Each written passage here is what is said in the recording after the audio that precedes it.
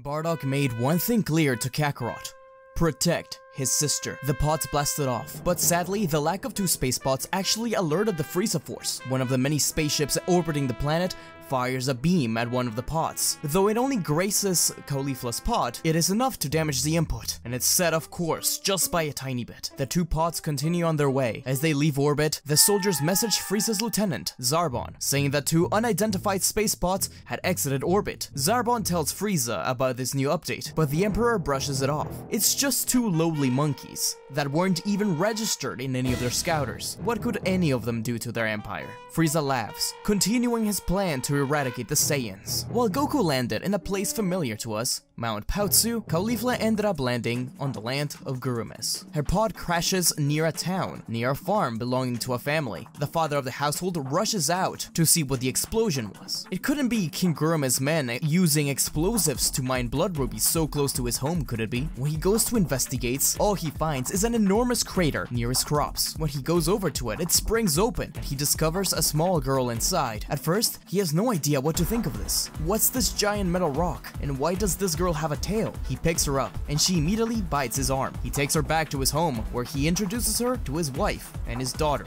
Pansy. The couple would bring in the child to their home, but the guards of the land didn't like the fact that so much of the kingdom's crops had just been destroyed by that explosion. They didn't care about this monkey child. They wanted their crops. They beat the father. Couldn't retaliate. The guards left by calling the newfound baby a freak, but this only lights up the love for the child within the family even more. They didn't care that she had a tail, or even that she was very aggressive. She needed a home, and they could provide her one. Over the next few years, until she was 8 years old, Caulifla grew up with this adoptive family. There was times where the guards would arrive and threaten her father, but Caulifla managed to run them off with a swift kick.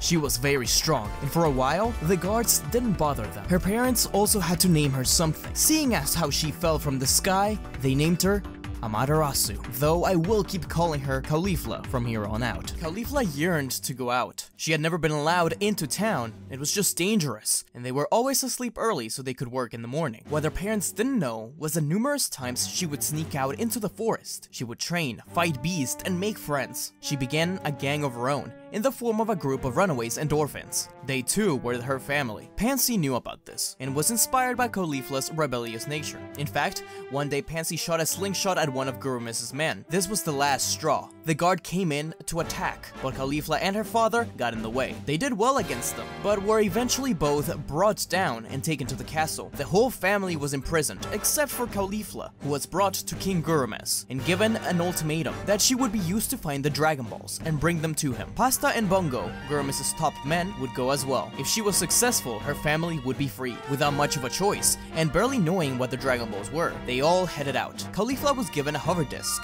similar to the ones that Bongo and Pasta have, and quickly gather some intel. They find out that there are other groups looking for the Dragon Balls, the Pilaf gang and the daughter of the Capsule Corp president. They spy on them for some time, until they end up on the Mushroom Forest. The Pilaf gang captures Bulma and her team, stealing the Dragon Balls. Now all of them are in one place. This will be an easy task. Pasta and Bongo lead the way as they enter the castle, avoiding traps and pinball machines. They finally encounter the room where Pilaf and his team are. A confrontation ensues as Pasta grabs the Dragon Balls in her bag. Caulifla makes quick work of Shu and Mai until the Pilaf mech enters the fight. Thanks to the combined might of all three, Pilaf is not only defeated, but kidnapped by Pasta and Bongo. In order to distract Shu and Mai, Bongo opens the cage where they kept Bulma and the others. Quickly, Caulifla and her team run out, but through the halls of the castle, they run into Bulma's team, and Caulifla's eyes are caught by a familiar sight, a tail. The two kids stare at each other. There was something familiar about them. Goku tilts his head and asks how she got a tail too, but Bulma jumps in the way and demands to get the Dragon Balls back.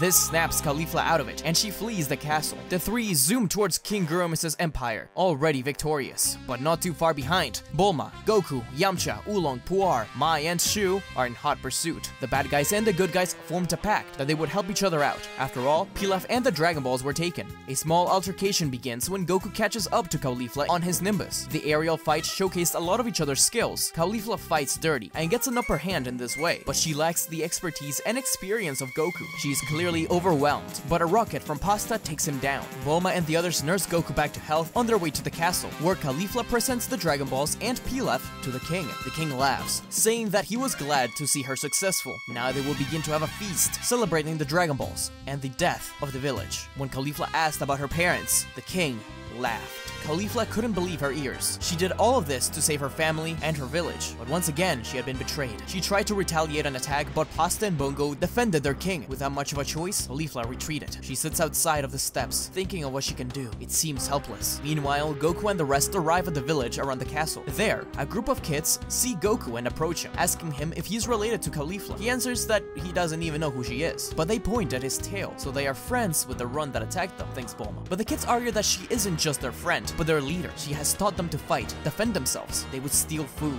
beat others up if they were in trouble. Before, they used to live on the streets, but Caulifla taught them how to find food, and even helped them build a home. She wasn't a bad person. Goku realizes that whatever she needed the Dragon Balls for, it probably wasn't something evil like Pilaf or the king. Quickly, they all approach the castle. King Gurmiz is alerted to their presence and tells his soldiers to attack. As Caulifla walked through the dirt road to her home, she watched soldiers run from the castle and towards her. She got in a battle stance, but they just ran past her. Caulifla turned back and watched as Goku used the power pole to get rid of huge swarms of soldiers. While Yamcha used the Wolf Fang Fist, Shu used his sword, while Mai and Bulma reloaded their weapons. Goku finally reached Caulifla, who was once again in a battle stance. But the kid said that he wasn't there to fight. He had never met anyone as strong as her, especially not with a tail. He would love to fight her again, but right now, they needed to take down the king. Caulifla looked down and said that she had already failed. She wasn't strong enough. Behind Goku, a voice said that it wasn't true. She just needed a little help from her friends. Caulifla looked up and saw her gang equipped with slingshots and rocks. Goku smiled brightly and told her that it was time to rescue her family.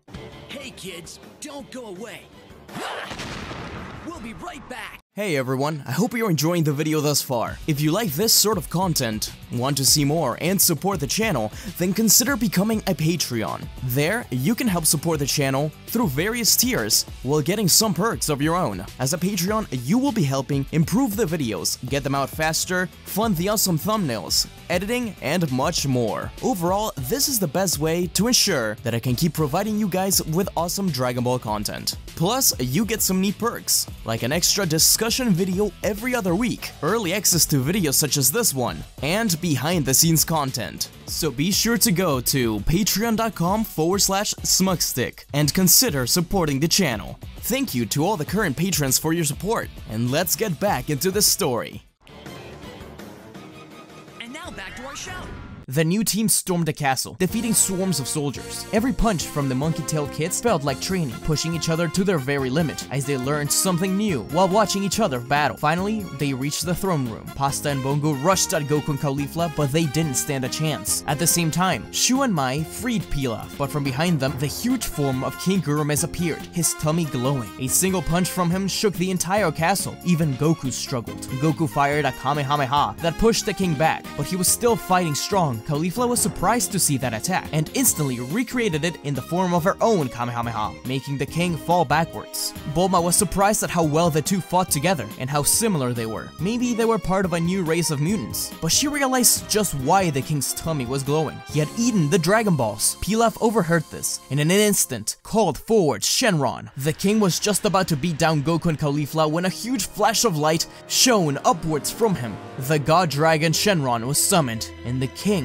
had been defeated. At the sight of the dragon, 3 wishes were yelled out. Pilaf asked to be a king, Oolong asked for Bulma's panties, and Caulifla asked for the kingdom to be brought back to how it used to be, to its former beauty. Shenron's eyes glowed, and he disappeared. But which wish had been granted? Caulifla didn't care at the moment, as she ran towards the cells to free her family. She hugged them tightly, telling them just how much she missed them, promising to never be weak again. The castle was nearly destroyed, and they could see sunshine and life being brought back to the kingdom for the first time in over a century. Her wish had been granted. Meanwhile, Pilaf was hailed as a savior by the peasants and common folk. They thought that he had been the one to save them all. He could be their new king. Maybe it was his wish that was granted? Caulifla reunited with the others, introducing them to her family. Goku told her that a man named Master Roshi was going to train him and wanted her to join, but she refused. She said that he seemed like a goody two-shoes. She wanted to travel the world and find her own way to become stronger. Her family told her that she didn't need to fight anymore. She replied that it was what she wanted to do. She wanted to get stronger to protect them. She turned to Goku and glared, telling him that next time they fought, she would be strong enough to win. Goku smirked at the challenge. Goku called her Amy in the process, short for Amaterasu. This was something that only her little sister called her, so she said, hey, only my sister can call me that. Last time I checked,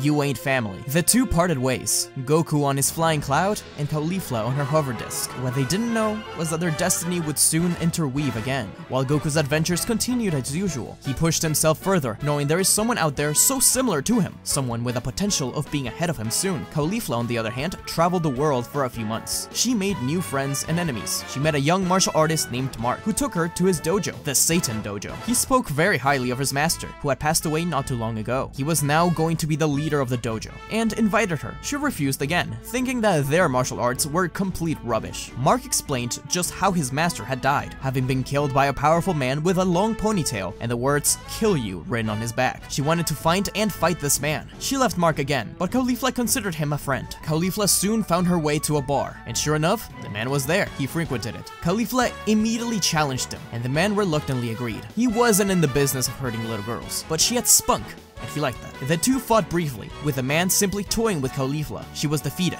but impressed him greatly when she used the Kamehameha. Was she a turtle student? She had no idea what he was talking about when asked, but he had a thought. The man extended his hand out to her, introducing himself as Tao Pai Pai, and that there was a spot in his and his brother's martial arts school just for her. And finally, for the first time, Caulifla accepted. She was welcomed into the Crane School. Once they arrived, she was introduced to the Crane Hermit, Master Shen, as well as Ten Shinhan and Chaozu, the two best students. She had a very difficult time in this Crane School, though she did eventually grow to become friends with the two other students. It didn't start off that way. She was teased and bullied for her tail, and Ten Shinhan never let her forget who was the stronger one, even beating her up a couple of times. But every time she got back up, every time she got stronger. Ten Shinhan grew to admire this about her. Master Shen was ruthless on her as well. He made sure to teach her just what it took to be strong, that the only way to have justice in this world is to be the strongest one around, that power meant everything. This was the opposite of what the Turtle School was teaching. One night, when Master Shen and the others were out with Caulifla, something incredible happened. A full moon shone down, and she transformed into a giant monkey. This was power that they had never felt before, and Shen was actually afraid. He could take her on, but he didn't want to risk everything around them being destroyed. With Chaozu's help,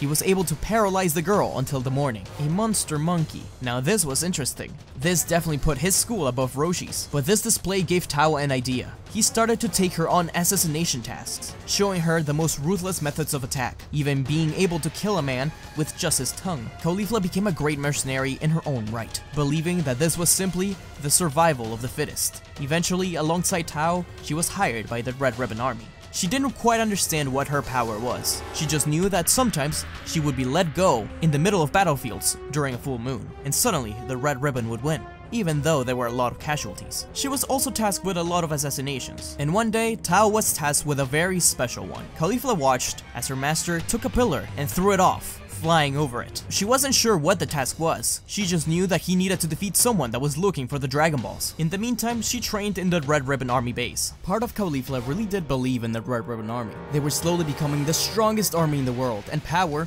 was what she needed for justice. But she didn't like Red. She thought he was a weak leader. But she never saw Tao again. Her master was taking far too long to return. She didn't worry until she appeared before Red and Black. According to them, Tao Pai Pai had been killed. Caulifla's skin went pale, and she staggered back. No way. Tao was one of the strongest men she knew. She swore revenge. She asked Red where to find this person, but Red refused to tell her. He told her to stand down, that they were planning something. She lunges at Red and grabs onto his shirt collar, yelling at him that he's a coward and that they are the Red Ribbon Army. If they wanted to take down this mystery man, they needed to prepare themselves for war. Strength is absolute, and this army is the strongest there is, right? Or perhaps the army needs someone with strength and guts to properly lead it. The nearby guards and even Officer Black find themselves listening intently to her, but Red growls, retorting that his orders are absolute and what she is doing is traitorous. Black intervenes by putting a hand on Caulifla's shoulder, telling Red that he'll take her outside to cool off. Caulifla looks like she's about to blast the door down, but Black whispers into Caulifla's ear the location of Tao's defeat, as well as the intel about the mystery man being the boy with a tail. Caulifla is left in shock as she processes the information. She asks Black why he's telling her this, and he explains that everything she said in the room is right. The Red Ribbon Army is the strongest in the world, and their leader should reflect that. If Red wasn't fit for the position, someone else had to be. Caulifla stays quiet for a while before looking at Black, telling him that if General Red shows any more signs of weakness, then they'll do what they can to get rid of him. Black smiles, and he tells her to stop by the lab sometime. She heads to the lands of Korin and finds the dying Tao. She brings him back to HQ and takes him to the lab where Dr. Gero and Black are waiting. While Gero's busy saving Tao's life, the lab begins to shake. Goku's assault on the Red Ribbon had begun. Caulifla grits her teeth. She was going to deal with Goku personally. The two monkey kids meet yet again at the courtyard, staring each other down. While Goku's wondering why Caulifla is here of all places, she yells that he nearly killed her master, as Goku says that he only stopped Tao from killing innocent people. He practically killed himself with that bomb thing. Caulifla is hearing none of it, and tells Goku that they're going to fight right here, right now. Goku smiles, and tells Caulifla that even though he doesn't know what's going on, he'll accept her challenge. The battle between the two started, and Goku realizes that she's actually doing really well. Though Goku had been to Korin's and Hiroshi's training, Caulifla had Shen's. Her ruthless techniques put her much higher than she would otherwise be. Even so, Goku was still strong, and had many tricks up his sleeve. Meanwhile, Black and Red try to escape. It is here when Red reveals the plan all along was to wish himself to be taller. In his anger, Black kills Red and immediately contacts Caulifla. He wanted to take the Red Ribbon Army over himself, but he could manipulate this girl. Caulifla's earpiece rang as Black explained what occurred, and Caulifla, infuriated, stopped the fighting. She flies up to the top of the main tower. All of the soldiers below who were still alive looked in shock as she declared herself as the new Commander Red, and that their first mission was to kill this monkey-tailed kid. She then called forward Black. A giant battle jacket appeared behind her. Goku gulped as soldiers began to shoot at him while the battle jacket approached him rapidly. Though he could deal with soldiers, this mech was much more trouble than he expected. Caulifla visited Dr. Gero, telling him to take Tao and get out of there. The base was dangerous for her old master. He could take a few soldiers. She also got a capsule from him. Gero told her to only use it when it is completely necessary. It is the key to her victory. They did a lot of tests during her time in the army, and this was the results of one of them. Gero thanked her for everything, acknowledging her as the new Red. Him and Tao escaped as explosions rang in the back. Caulifla returned, and Goku continued to struggle. Although it seemed like the battle jacket was in its last leg, Caulifla told Black to stand back, and the kids' fight resumed. This was to Black's favor. If they killed each other, then he wouldn't have to deal with any of it. The moment Caulifla was waiting for arrived. She looked down at the capsule that she had retrieved from the lab, a device that contained an artificial moon. She told Goku that this was his end. In a few hours, she would wake up, and Goku would be defeated. But he wasn't responding. He was just looking at the full moon. From inside the castle, Black screamed out, "No!" That kid could transform into a giant monkey as well. He could tell they never told Caulifla about her transformation, and that it worked through her tail, in case she learned too much and became troublesome to control. The two kids grew in size and became Ozaru. They looked nearly identical, but they both lost control. Not only were they attacking each other, but everything around them. That Red Ribbon base was crumbling beneath them. Black tried to escape in the battle jacket, but he too got caught in the fight, and ultimately perished, as both Ozaru blasted mouth beams at it. Each punch against one another shook the plane. Soon, Bulma, Krillin, Upa, Roshi, and Yamcha arrived. They couldn't believe what they saw, a small moon and two Ozarus fighting. They couldn't tell who was who in the confusion, and their fighting made it difficult to get in there and cut a tail. Without much of a choice, Puar launched Oolong in a slingshot towards one of the Ozaru. Oolong turned into a sword, spinning its way into cutting the Ozaru's tail off.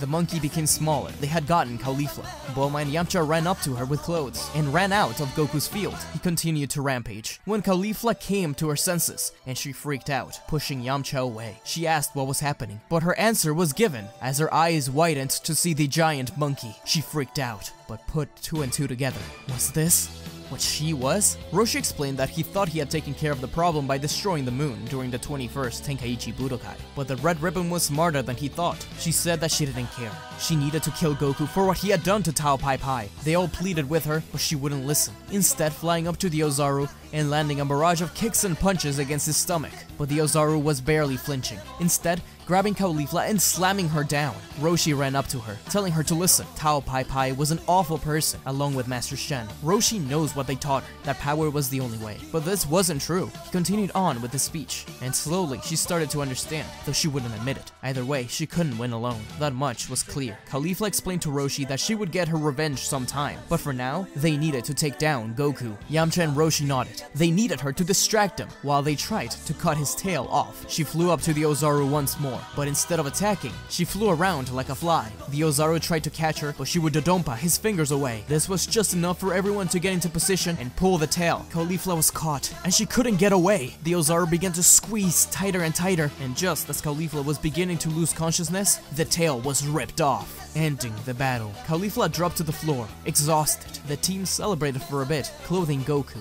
Caulifla tried to walk, but it was strange to do it without a tail. She sighed. She couldn't wait to get back to Shen and the others. Goku approached her, telling her that this was a lot of fun, even though he didn't exactly remember what happened. Caulifla replied that it wasn't over just yet, that she hadn't forgiven him, but they would meet again. After all, she was still red. Caulifla left them behind without another word. Bulma thought that the girl was dangerous and needed to be stopped, but Goku told her that it would be fine. Roshi agreed. Caulifla went back to the land of Gurumes, now called the land of Pilaf, to visit her family and her friends. Pilaf ended up being a much more benevolent ruler than they thought he would be. This also means that King Piccolo remains in the Mafuba, with no one to disturb him, at least for now. Caulifla is still loyal to the Red Ribbon survivors, including Dr. Gero. He kept on working on Tao. Her and the remaining army gathered in front of the Crane School, as Gero delivered Tao to his brother. Caulifla explained what occurred, but promised to continue to lead them. Even if this was a small army, she knew that for a lot of them, this was all they knew. She nodded over at Dr. Gero, knowing his son had died while serving.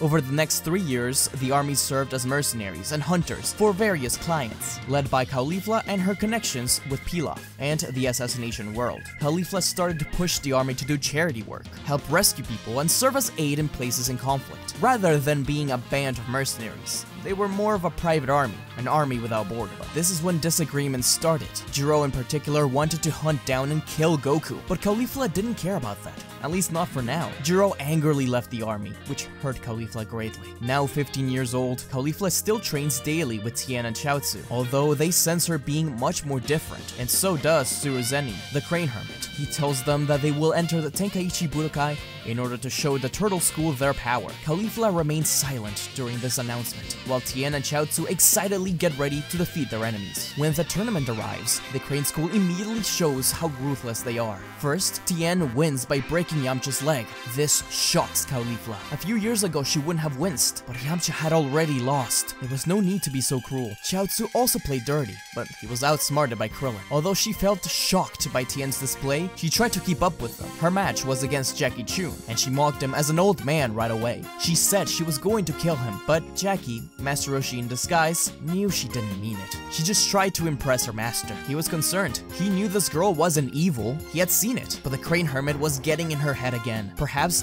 this fight would be what she needed. The battle started, and Roshi could still keep up quite well, but not because of his strength, but because of his calm mind. Caulifla's head wasn't clear. She was stressed, hurt, and even scared. Roshi explained this to her during the battle, a battle which she nearly lost. But these words made her remember just how kind him and the others had been. How Goku helped save her village. With a calmer mind, she was able to kick Jackie Chun out of bounds. Roshi was proud of her. Goku went on to win his match, and then battle his best friend, Krillin, while Caulifla had to do the same during her second match, fighting Tenshinhan, her best friend. Although he thought it would just be a fun match to show who was the best, Caulifla told him that he shouldn't have broken Yamcha's leg. Tien asked if she was getting soft like a stupid little army. Caulifla calmly approached him on stage, putting a hand on his shoulder. She explained that she thought the Crane Hermit was using them. that they didn't need to be this ruthless for the sake of power. Tenshinhan immediately slammed his fist against her chest. Caught off guard, Caulifla fell to her knees. Tenshinhan began to beat on her, but she managed to catch one of the fists and crashed her head against his. They were the greatest Crane School students. He may know everything she's going to do, but she knows everything he's going to do. Strange, isn't it? The battle started, and much like Roshi, Caulifla tried to explain her new philosophy through fighting. She did a lot of dodging and weaving, much more than attacking. Tien rose up to the sky to blast down a Kiko Ho. She said that he should have never used that attack against her before, because now she knows the weakness. In response to his Kiko Ho, Caulifla used her own Tri-Beam. The two crashed against each other, creating waves of energy that blew everyone back, including Tien himself. He fell to the ground, tired because of just how much power he had used. His multi-form technique, his 4 arms. It was all very impressive, and stuff that Caulifla couldn't do, but he wasn't in his right mind. From the sidelines, the Crane Hermit yelled at Caulifla to kill Tien. Chaozu asked why he would ask such a thing. Not only would his best friend die, but Caulifla would also be disqualified. They would lose the whole tournament. Crane explained that no top student of his could ever lose against anyone, even another of his students. He deserved death for this lack of power. In defeat, Tien closed his eyes. She slowly went up to him, balled up her fist, and pulled it back. This was it. But instead of dying, he felt a flick on the nose and heard Caulifla's laugh. He felt back, his heart pounding, but laughing. She extended her hand out to Tenshinhan, who took it, confused and dazed. Caulifla smirked and winked at Tien, telling him that she won, but more importantly, she had proven her point. Tien finally understood and nodded. He gave up the match. The Crane Hermit couldn't believe it, and he started a huge temper tantrum. He told Chaozu to come along, but he didn't move. Tsurusenin was in awe. He had lost all of his students. He flipped off Caulifla and told her that he would return to take revenge. Tien took a step forward, telling him that he would always be ready to protect her, because now he sees through the dark shadow the Crane Hermit had been casting on them. Caulifla was sad. She didn't want to lose her master, but he couldn't be turned like Tien had. There was no time to grief. After a short period of rest, Caulifla and Goku met at the ring for their final battle. This was the first time they had come face to face, not as enemies, but as martial artists, seeking to see who would come out on top. Goku was proud of her, but he wasn't going to lose. Caulifla and Goku bowed respectfully and got in their battle stance. The fight started with the two running at one another, showing off their various techniques from their schools. The Crane was swift, fast and dirty. The Turtle was calm, strong and tactical. The stage below them began to crack, and the announcer loved every second of it. Goku fired a Kamehameha, but Caulifla countered with a Dodonpa. The two blasts collided, and the Kamehameha was seemingly stronger, but Caulifla used all her might to raise her other arm and fire a second Dodonpa. The blast came to a standstill and exploded in the middle. Out of the smoke, Goku and Caulifla jumped to the sky, staring each other down as they rose up. She threw a kick, he threw a punch, and continued for a good amount of time. Their gi torn. They panted. They seemed equal. Goku had the advantage of having fought her before. If he had battled Tenshinhan, he would have probably lost. This was the end. The two rushed at one another. Caulifla pulled back her fist, ready to win, but Goku did something unexpected. He took a step to the side and stuck his foot out. Caulifla tripped and fell out of the ring. Goku won. Caulifla angrily stood up and asked Goku what the hell. Goku explained that he needed to fight fire with fire. So he fought a little dirty this time. He learned from the best after all. She snickered and shook her head. The whole arena celebrated and carried the two fighters out. This was good, Caulifla thought. He was happy fighting for something other than revenge or power. Following the celebrations, Goku approached Caulifla with a proposition. They could train together, so they decided to go to the lands of Korin. Meanwhile, Tien, Chaozu, and the others joined in for training for a little while, alongside the Turtle School, apologizing to Yamcha. Once at Korin Tower, Korin healed them. She had a little bit of trouble getting there without flying, but she felt stronger already. There was a few challenges, and by the end of them, he explained to them that there was something high above them that they could want to train under, Kami. Korin wasn't sure if Caulifla was worthy, but after seeing her martial arts display, as well as her slowly changing heart, he allowed her to go with Goku. Once there, they met Mr. Popo. He asked what they were there for, and they answered that they wanted to meet and train under Kami. Popo wasn't sure about this, but Kami called him inside the temple, explaining to him that he had been observing the kids for a while. If anyone could defeat a potential return of King Piccolo, it was them. Thus, their challenges against Mr. Popo began. It was an arduous time. After all, unlike the original story, Goku nor Caulifla have the power that he had following the battles against Piccolo, so it takes them a long time to get past Popo. Goku and Caulifla were forced to train against one another in hopes of eventually reaching him. Kami Kami's training would be one of the hardest times in their life. He saw something special in them, something that he wanted to embrace.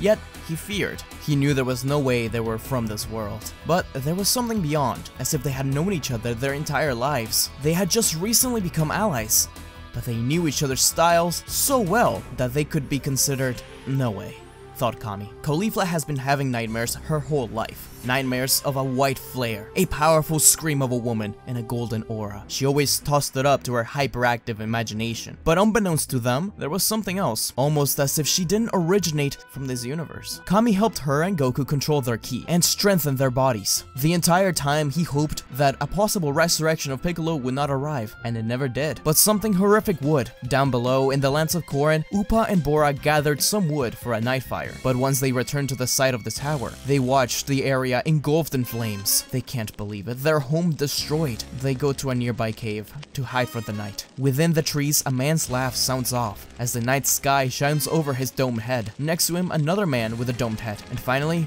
a mustached man. He didn't have any modifications like the other two. Just a large hat with a red symbol on it. The symbol of the Red Ribbon Army. Kami finally accepted them into his ranks, though they were still somewhat weaker than Goku was in the original story. Partway through their training, something horrific happened. Kami told them that it was a war brewing below, that artificial humans were attacking martial artists. They were both confused, but they had to go down and check it out. Kami told them that if they left, their training would be incomplete, but Goku and Caulifla could feel it in their hearts that Tien and Krillin were both in trouble. Kami told them to be careful, as he cannot help them, but allowed them to leave. Once Caulifla and Goku arrived on the surface, they saw that the lands of Korin had been ravaged and burned. Upa and Bora hid, but came out when they saw them. They were looking older than before, almost unrecognizable. Bora explained that their lands were attacked by that man that Goku defeated, but he looked strange, almost like a robot. Caulifla gulped. She knew what this was about. Tao Pai Pai. Part of her was glad to see that he was alive, but he needed to be stopped if he was part of this. It really pained her. Through their training, Goku and Caulifla learned to sense ki, but to their surprise, they couldn't feel anyone that seemed like Tao. In fact, they couldn't even sense the Crane Hermit. Goku took Upa and Bora up to Korin, much to their honor, so they would be safe. Then, the kids headed out to search around the world, starting at Kame House. But Kame House had suffered a similar fate to the lands of Korin. No one was there, but they finally felt someone's ki, Master Roshi. Quickly, they rushed over to the nearby island and found the source of the problem. A large number of androids and Red Ribbon soldiers were in the middle of a war between Roshi, Krillin, Tien, and Yamcha, and a handful of other Red Ribbon soldiers. The leader of the enemy army was none other than Dr. Gero. Caulifla couldn't believe it. There were some soldiers she recognized, the ones that left the army a few years back. This is a huge shock to Caulifla, but before we see what happens there, only around 35% of you guys that watch these videos are subscribed, so don't forget to click the subscribe button down below so you never miss another What If adventure. Anyhow, Caulifla had left the army with the King of Earth, doing some charity work for them while she trained. She didn't expect something like this. Caulifla and Goku descended down in front of the androids. They were mangled and unrefined, clearly unfinished, nearly all of them fully mechanical, though there were some cyborg Red Ribbon soldiers as well, including the should-be-dead General Blue and Red himself. From behind, Caulifla felt someone touch her leg. It was Violet. She was on the ground, beaten, but she was still alive. She had actually been leading the army that Caulifla left behind, using a lot of the riches there. She loved having limitless amounts of funds. Caulifla did consider her a friend, at least to some degree, so it made her really angry to see her this way. She lifted her up and brought her to Chaozu, telling him to take her far away, maybe to Bulma. Chaozu did as told, flying off, but Blue was about to shoot him down with an eye beam. Much to everyone's surprise, Goku slapped it away. He had gotten incredibly powerful since the last time they met. Violet was the only general who had stayed with Caulifla, who acknowledged her power and grew to believe in her goal of making the world a better place. Caulifla was infuriated. Gero welcomed Caulifla and Goku sarcastically, calling her a traitor. He yelled at her for having joined forces with the enemy. He knew that she couldn't be trusted after changing the army the way she did. By all accounts, she should have been a greater leader than Red, but she made them weak. Now look at them. All around Caulifla, her loyal soldiers laid dead, and those who were still alive were scared. Caulifla looked around at the crowd of androids and cyborgs, giving them one last chance to stand down or join her once more, but none of them moved. According to Gero, he still believed that power was justice, and the Red Ribbon Army was the strongest in the world. They needed to control the world with an iron grip so that their justice may reign. Caulifla smirked, saying that the harder he closed his grip, the more soldiers and power would slip through his fingers. She said that Commander Red didn't even want to rule the world, but he told her to shut up. The Z Fighters behind him told her and Goku that they tried everything, but those androids were too powerful. These aren't the same androids we know. They're still prototypes, and much weaker than the likes of androids 17 and 18, but they're still stronger than anyone expected. Chaozu finally returned, just to watch Tien, Krillin, Roshi, and Yamcha be attacked by the normal soldiers, as well as Blue and Red, whom Jiro called androids 10 and 9. Chaozu joined in the fight. Caulifla and Goku ran straight to Jiro, with Goku throwing the first punch, but it was caught by something, and he was thrown back to Caulifla. Jiro laughed, telling them that he was no android, at least not yet, so they had to instead fight their mutual friends. The one that caught the fist was Master Shen, the Crane Hermit, but he had pieces of him replaced with android parts. Behind him, Tao Pai Pai walked in. They had both been turned into cyborgs. Jiro explained that both Tao and Shen swore revenge on Goku and Caulifla. After seeing just how powerful he was after becoming a cyborg, Tao invited Shen to become one as well. He refused at first, but Caulifla and Tien's departure from the Crane School pushed him to the edge, and he ultimately offered himself to Jiro for experiments. They were called Androids 11 and 12, his most powerful creations thus far. The androids were so strong. Android Red was huge, swiping at foes with massive arms and firing rockets from his fingertips, and Android Blue's telekinesis was a massive boost from his inspiration's original power. His presence in battle greatly disrupted the fight, as he held waves of opponents down for his allies to attack. Tao and Shen were the most fearsome of all. The augmentations on their bodies had transformed these masters of martial arts into something unreal. Their decades of experience combined with the cutting-edge technology made them into the perfect killing machines. They also had a device that they gripped onto that drained a little bit of their enemy's energy, though it wasn't much. It was just a prototype after all. While the androids battled, Jiro realized that he had already won. No one was able to go after him as he popped open a capsule and sped off in a plane. He would just await his androids to return to him once the battle was won.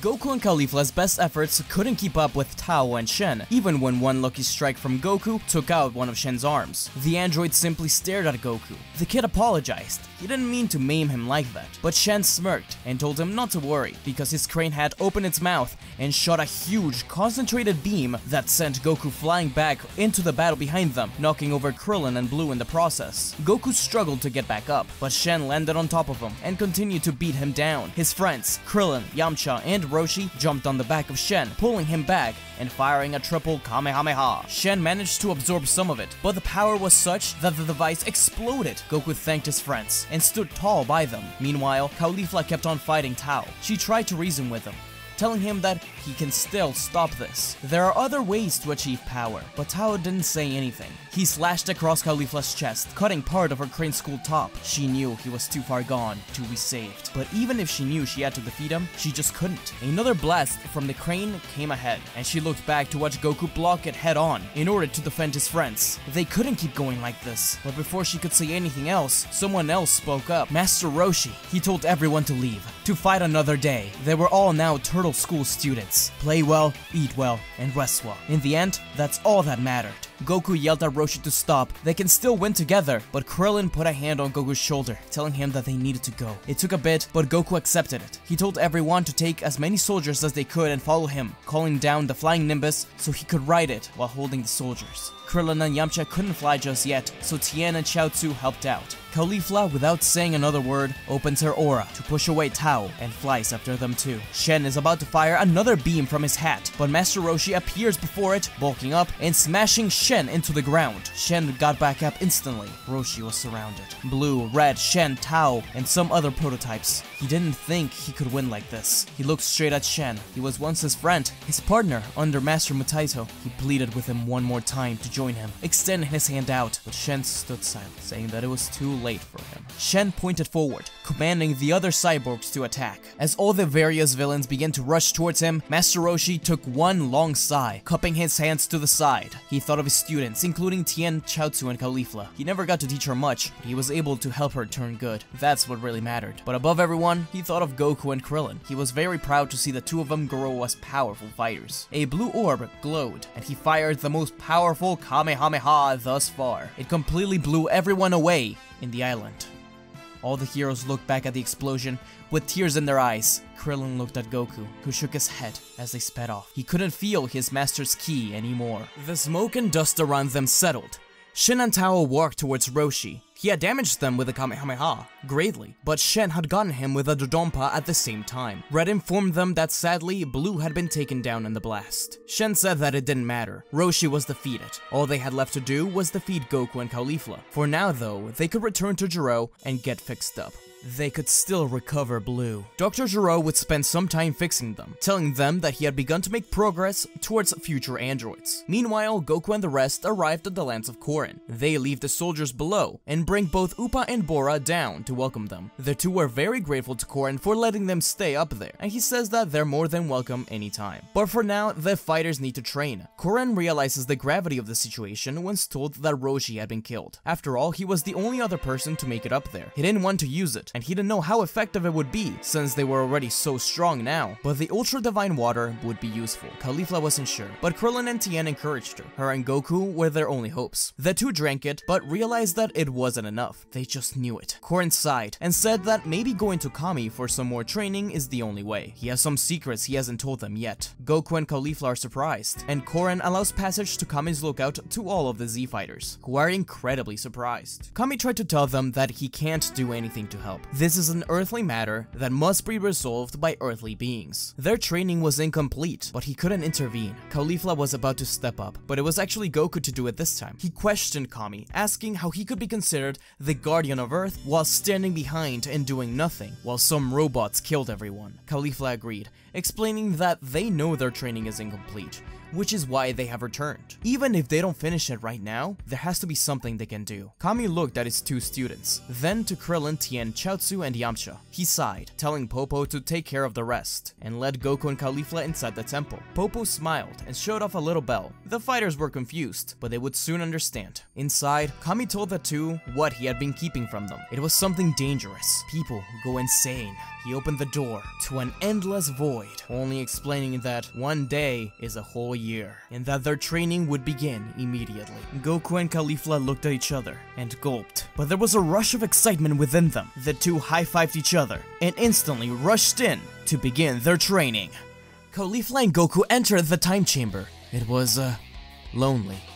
Even in these first few seconds, they realized that they probably wouldn't last long. In the original story, Goku didn't last long at all, but he was alone. With Caulifla with them, both of them are able to keep a calmer mind, as well as get exponentially stronger thanks to being able to train with each other. Would the androids be defeated this way? Even Caulifla doubted it. The two Saiyans still had their tails. Unlike the original story, both of them know that they become Ozarus under the full moon. Caulifla found out during their battle in the Red Ribbon base, and she told Goku later on. Thus, Kami is able to recreate the moon that Roshi destroyed with a promise that Goku and Caulifla would be careful not to look at the full moon. Caulifla recognized the power the tail gave them, even without transforming. Yamcha made sure to get in contact with Bulma and to warn the leaders around the world. She would stay at the Pilaf Kingdom and tell him that they may need his support. Pilaf agrees, as he doesn't want to be reduced to a lackey again. Even with the two in the chamber, it was less than 12 hours before Goku and Caulifla stepped out. They were tired, beaten, but clearly stronger. Krillin and the others were found meditating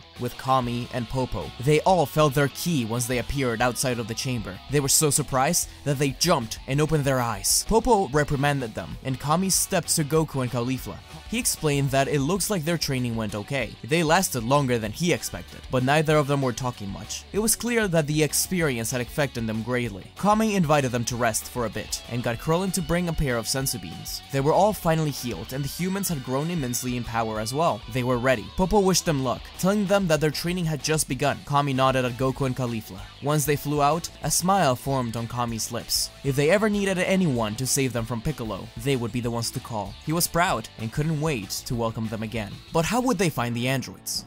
They couldn't sense their ki. At the very least, they could go to the place where they lost lost the last battle. Once there, they found the body of Master Roshi. They were sad, but a part of them was happy to see him. They were afraid that he could have been turned into an android. They made it to Kame House, where they buried Roshi along with Turtle, giving him his sunglasses. Turtle explained between tears that the king's army has been in constant struggle against the new Red Ribbon, that they were spreading fast. Their leader, Dr. Gero, only wanted to find the monkey-tailed children. Goku and Caulifla looked at each other and told everyone that they were going to Pilaf's castle. The army would make it there eventually. Tien and the others follow close behind. Once there, Caulifla reunites with her family, telling them to evacuate as soon as possible. What little army they had, it would have to do. Caulifla's sister hugged her tight and made her a promise to return safely. Her dad nodded at Goku. Soon enough, the army appeared. Dr. Gero flew on a plane above everyone, watching from afar, while Shen and Tao flew around him to protect him. The giant Android 9 rushed in, crashing through the armies towards the castle. Bulma, Violet, Shu, and Mai did their best to defend themselves against regular soldiers, but the androids were far too much for them to handle. It was up to Krillin, Tien, Yamcha, and Chaozu to help out, and they were surprised to see how well they did compared to last time. By sensing each other's key signature, they were able to work as a team. Every punch was calculated.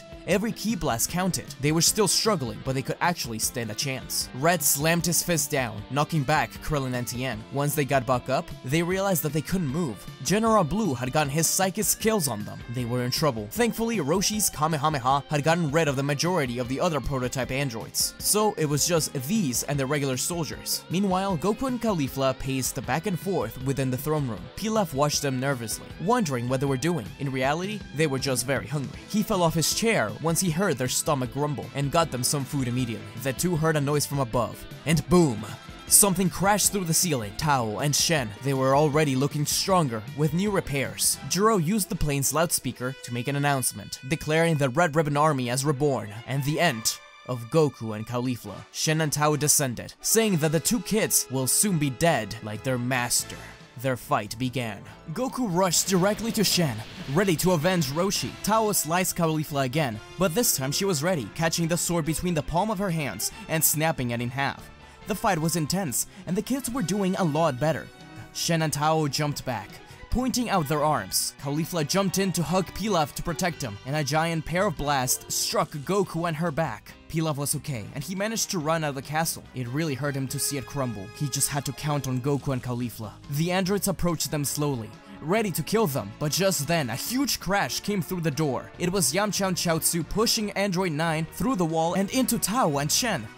Goku and Caulifla thanked them as 9 stood up, but he stopped, dead in his tracks, exploding. Shen had shot a blast through him, hitting a perfect spot to destroy him. They didn't need him. Caulifla cringed. He was one of their allies. How could they? At the same time, Tien finally broke free of Blue's power by calming and meditating his mind, sensing his own ki. Whatever power Blue had, it was nothing against the spiritual serenity they learned from Kami. He explained to Krillin what to do, and the two pushed forward to attack Blue. His eye-beams were a problem, but Tien's multi-form technique took care of that. They realized that Blue couldn't do much while he used his telekinesis, and utilized it to their advantage. The two came in from different ends, one with a Dodonpa and the other with a Kamehameha. He would have to choose who to stop. He stopped Tien, just as Krillin dodged out of the way of the eye-beams. The Kamehameha blasted directly into Blue's face. Finally, he was able to win.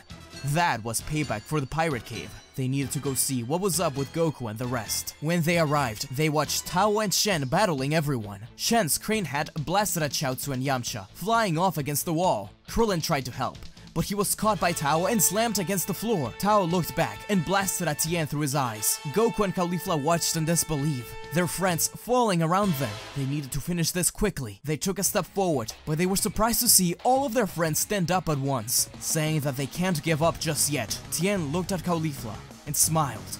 All together, Krillin, Tien, Yamcha, and Chaozu opened their auras and ran forward, ducking and slamming their fist in an uppercut. Krillin and Chaozu sent Tao flying up, while Yamcha and Tien sent Master Shen. They yelled out for Caulifla and Goku to do something. Both of them focused their ki all together, Caulifla on her right hand and Goku on his left. A Kiko-Ho and a Kamehameha. They were about to show them that the Turtle and Crane School could coexist. Pushing forward, the Kamehameha shooting right through the middle of the Kikoho. It was an attack that no one had ever seen before. Everyone cheered, but Shen's crane hat opened its mouth one more time, shooting forward. Tao was doing the same with his hand. The beams clashed. For a second, it looked like they were about to win. Goku and Caulifla looked at each other. They were tired. They didn't know just for how long they could hold the blast. But then something struck them. It was a strange feeling, almost the same feeling as they had when they became Ozaru. Their eyes sparkled red for a split second, and they looked forward. They heard the roar of a great ape come above them, and they pushed forward one more time. The Kamehameha became larger, and the Kikoho began to spin. Shen's hat cracked open, exploding as the Tri-Kamehameha consumed the pair of androids, defeating them once and for all. From above, Jiro began to sweat. Inside of the plane, he held tight to an object, but it wasn't the right time. It was getting dangerous, so he retreated to his lab, only leaving behind a spy bug. Caulifla and Goku fell to the ground, tired and beat. She thought of everyone in her village, and how sorry she was that she endangered their lives and land. She promised herself this would be the last time. At the very least, she was strong enough to defeat them this time, but not thanks to power, not thanks to anger, but thanks to her friends and her master. She teared up a little and laughed at herself. Goku turned his head and asked what she was doing, to which Caulifla punched him in the face. Krillin asked where Jiro had gone. Looking around, he was nowhere to be found. He hoped that he wouldn't be any more trouble. Things finally started to go back to normal, as Caulifla helped Pilaf and the rest rebuild. Violet decided to stay at the village, making it her new home, along with some other soldiers. Caulifla disbanded what was left of the Red Ribbon Army, helping the soldiers find a place within the King's group instead. She just wasn't able to lead the project anymore.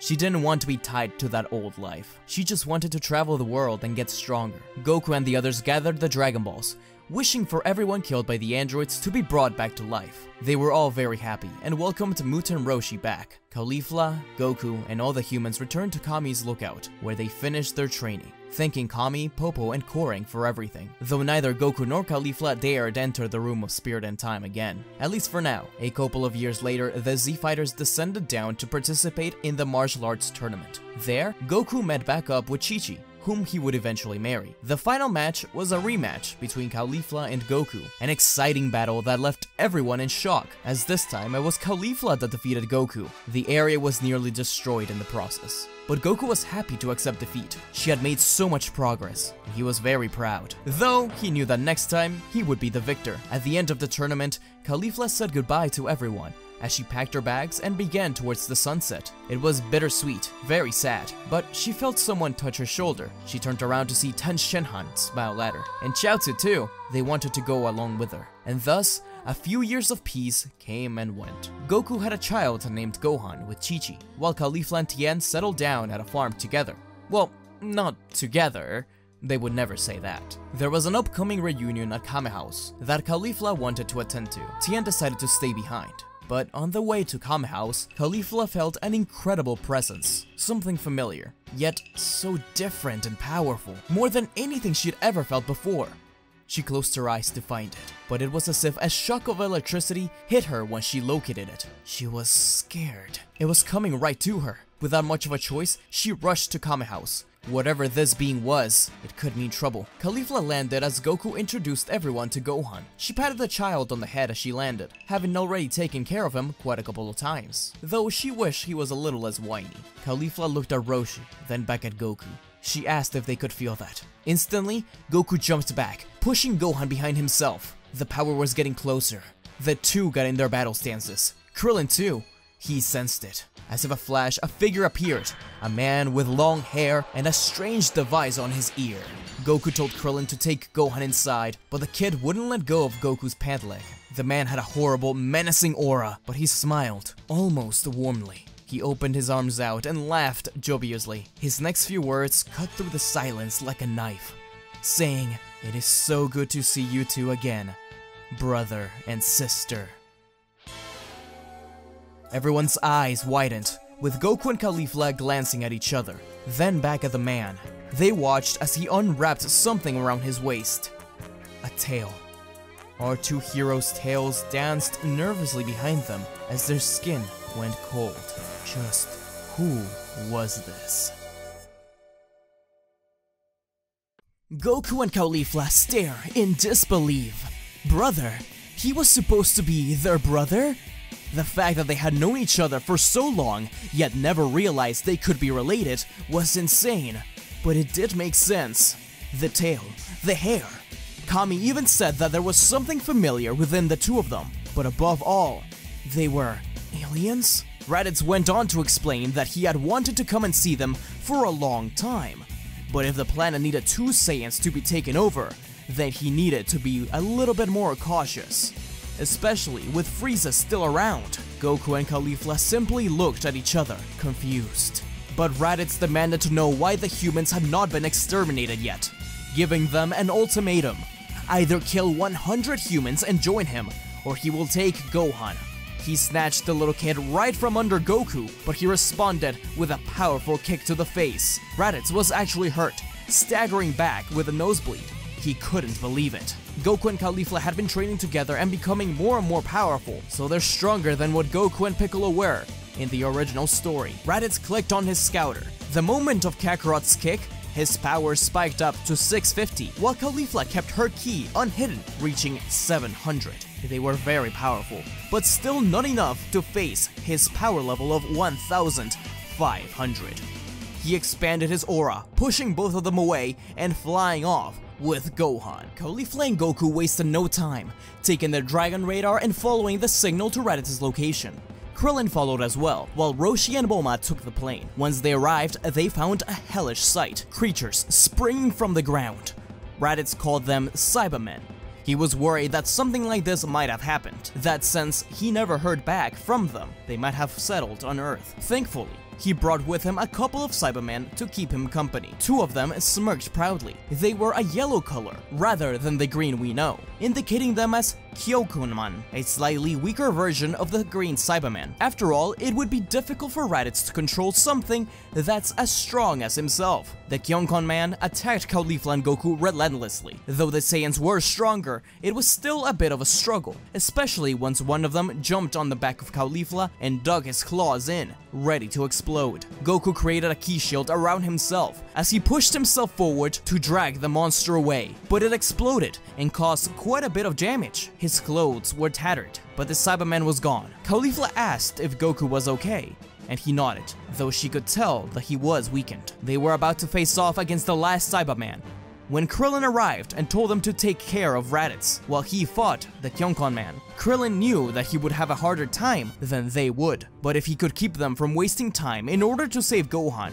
then it would be worth it. Goku and Caulifla thanked Krillin as he got in his battle stance. Raditz laughed and instantly launched a double Sunday, which they dodged, responding back with a Kamehameha and a Dodonpa. But Raditz lifted his arms up and directed the double Sunday at the two new blasts, consuming them. They were able to dodge out of the way, and the battle continued, giving a lot of trouble to Raditz. He was getting tired. At one point, the two of them rushed forward to him, but Raditz disappeared, only to appear behind them, grabbing both of their tails. To his surprise, however, Goku and Caulifla had trained their tails to get rid of their weakness. They took this chance to turn and blast away the foe. He was sent hurling into a crater where his ship laid. Krillin and the Cybermen's battle culminated in Krillin showing off his new technique, the Kien-san. Krillin was pretty hurt, and he fell on the ground, helplessly watching Raditz battle. Raditz rose from the crater and jumped forward to slam his fist against Goku's chest. This took away his breath. Raditz stepped on Goku and pointed the blast down. He demanded Caulifla to stand down or Kakarot dies. She was too hot-headed and began to take steps towards Raditz, ready to knock him dead. Caulifla rushed in behind Raditz. She saw her coming, however, and blocked the punch. In response, Caulifla jumped backwards, only to push herself forward one more time and landed a barrage of kicks against Raditz, who was forced backwards. But Raditz wasn't bluffing. Just as he was going to blast Goku, Caulifla launched her own blast, but both paled in comparison to Gohan bursting out of the pod and hitting Raditz in the chest. Raditz staggered back. He couldn't believe that that kid had just caused so much damage. He flew up to the sky and charged his ki to the max. Caulifla reached the unconscious Gohan. Tired from the display of power, she held him tight, making sure that he was okay. She was unaware of a giant incoming blast. Kakarot knew he had to do something, and in an instant, he jumped in front of the blast. He tried to catch it, but it was no use. It struck him head on, and he was sent tumbling against Caulifla. He had been able to protect her, but at what cost? Goku was mortally wounded. Krillin ran towards his best friend, holding his hand as he passed. Goku asked Krillin and Caulifla to protect Earth. He focused on his sister. He still couldn't believe it, but it made sense. He always had a memory of someone, a man who looked just like him, telling him to protect his little sister. He never realized that that memory was real. Raditz sped on the ground. He was disappointed that Kakarot had to die, but it was now over. He extended his hand out to Caulifla one final time. Join him or die like their brother. Caulifla was furious. Her head was spinning. She now had two brothers, and within the first hour of finding out, one was already dead. She couldn't believe it, telling Krillin to inform Kami of what happened, but from behind she heard a voice. It was Kami himself. He stepped towards her, telling her that Goku will be taken somewhere in order to train. Caulifla demanded answers. Goku was dead. How was he supposed to train? Kami explained that he will be brought back to life thanks to the Dragon Balls. Raditz took note of that comment, but interrupted the conversation by pointing his hand out to Gohan, full of ki. He said that this was Caulifla's final chance to join him, or everyone dies. Caulifla wiped tears off her eyes and stood up. Krillin yelled at Raditz that she would never join him, but Caulifla put a hand out, telling him to be quiet. She walked towards Raditz and said that she would join him as long as he leaves Gohan and the others alone. Raditz laughed and smiled, welcoming his sister to the crew, putting a hand over her shoulder. He knew that she had more reason than Kakarot. Kami and the others tried to stop him, but she looked sternly at them, especially her old master. Kami had to once again put his entire faith on Caulifla and Goku. There was a mutual understanding that this Saiyan would not leave Earth alone. They would have to train. It could be months or years. It didn't matter. They needed to prepare for whatever may lie ahead. Raditz pressed on the button on his wrist. It activated the ship Caulifla had landed in all those years ago. It had been stored in the Pilaf castle, and it burst through the ceiling and towards them. Once it crashed next to Raditz's pod and invited Caulifla inside. She closed her eyes and entered. Before the pod door closed, she looked at Krillin and yelled at him that Tien would help train the child. Krillin was confused, but he looked down at Gohan. He understood. The two ships blasted off, leaving Bulma, Roshi, Krillin alone in their thoughts. This was the start of a horrible new challenge. Caulifla was legitimately scared when she arrived on the strange planet. As the pod door opened and she stepped outside, she saw a swarm of strange alien creatures, but all of them stepped aside once a man with spiked hair walked in. He smirked proudly, and a giant brute cracked his knuckles by the doorframe. The short man asked Raditz what happened to his brother, and Raditz explained that he was killed in battle. The Saiyan then turned to Caulifla and sized her up. She wasn't worth a scrap, and weaker than even Raditz, but they needed all the manpower they could get. He turned back to Raditz and asked if this one would be any trouble, while charging up a ki blast in his hand and pointing it at Caulifla. She was about to smash her hand against the Saiyan's arm to break it, but Raditz stepped in the way and promised Vegeta that she would not be any trouble. He laughed and walked away to the other brute. The two disappeared into the castle, while Raditz spun to face Caulifla. Raditz said to her that Vegeta and Nappa are not people that she wants to mess with. She was in shock, so she didn't feel their ki, but Raditz placed the scatter on her face, and the number quickly shot up while looking at Vegeta. She gulped, finally feeling a tremendous ki that the Saiyans had. Raditz then invited her to eat something. They had a long time ahead of them. Caulifla was terrified. She clearly wouldn't be able to train herself to stand up against Raditz like she had planned. She would have to ride this one out until returning to Earth, hoping that the others were training hard. These Saiyans were stronger than anything she imagined, but at night, while unable to sleep in her bunk bed, Caulifla realized something. Raditz actually protected her. If she had attacked Vegeta, she would most likely be dead now. She was surprised, but quickly shook the idea off her head. That man had just killed her best friend, well, her brother. Over the next few months, Caulifla would experience a horrible time under the thumb of the Prince of all Saiyans. They used her as a training dummy, often attacking her out of nowhere, while not on missions. They didn't improve or get any stronger by doing so. They just sent her to the medical bay a few times. But to Caulifla's own surprise, she felt at least a little stronger every time. Vegeta seemed to take notice in that. one time mentioning that he was doing her a favor. He said that Saiyans get stronger every time they experience near-death trauma. Caulifla realized that these Saiyans had some sort of goal in mind, though she didn't know what it was. She did hear them mention something about a so-called Frieza, or a Super Saiyan legend once. Vegeta obviously hated her, calling her low-class trash, but Raditz, he would visit her a few times in the hospital. He never said anything, nor tried to stop it, but at the very least, he left her a new Saiyan armor for when she got out. The armor that he had brought her was actually a design of her own. She had requested something sleek, sneaky. She was always better in those sorts of situations, which is why her armor is different from the rest. But the more time she spent with them, she realized she kept falling deeper and deeper into her old assassin ways, and she hated it. She had to do a lot of meditating in order to get rid of those thoughts. Meanwhile, on Earth, Kami took Goku's body to the other world, and Krillin located Tien. The two headed over to Chi-Chi's house, where she refused to let anyone train Gohan, especially after what happened with Goku. She was still grieving heavily, but after a long month of trying to convince her, Kami himself stepped in, asking her to allow them to train Gohan for 2 days a week. He explained that it was Goku's last wish. So, 2 days a week, Gohan would go to Kami's lookout, where he underwent training with Krillin and Tien. Meanwhile, Chaozu and Yamcha trained under Kami some more. Popo also helped in the training of the child. Gohan didn't enjoy it at first, but he loved Tien and Krillin like uncles, and wanted to impress them, especially without Goku around. He latched onto them as paternal figures. It was hard to train him, and Tien lost his patience many times, but Krillin was always there to cheer Gohan up. Over time, he grew to love martial arts, particularly when he was reminded of his dad. He understood that he had died, and that his aunt was away, but Krillin made sure to let him know that they would return. Eventually, Gohan himself insisted on training, much to Chi-Chi's chagrin. Even so, she sometimes joined in training as well.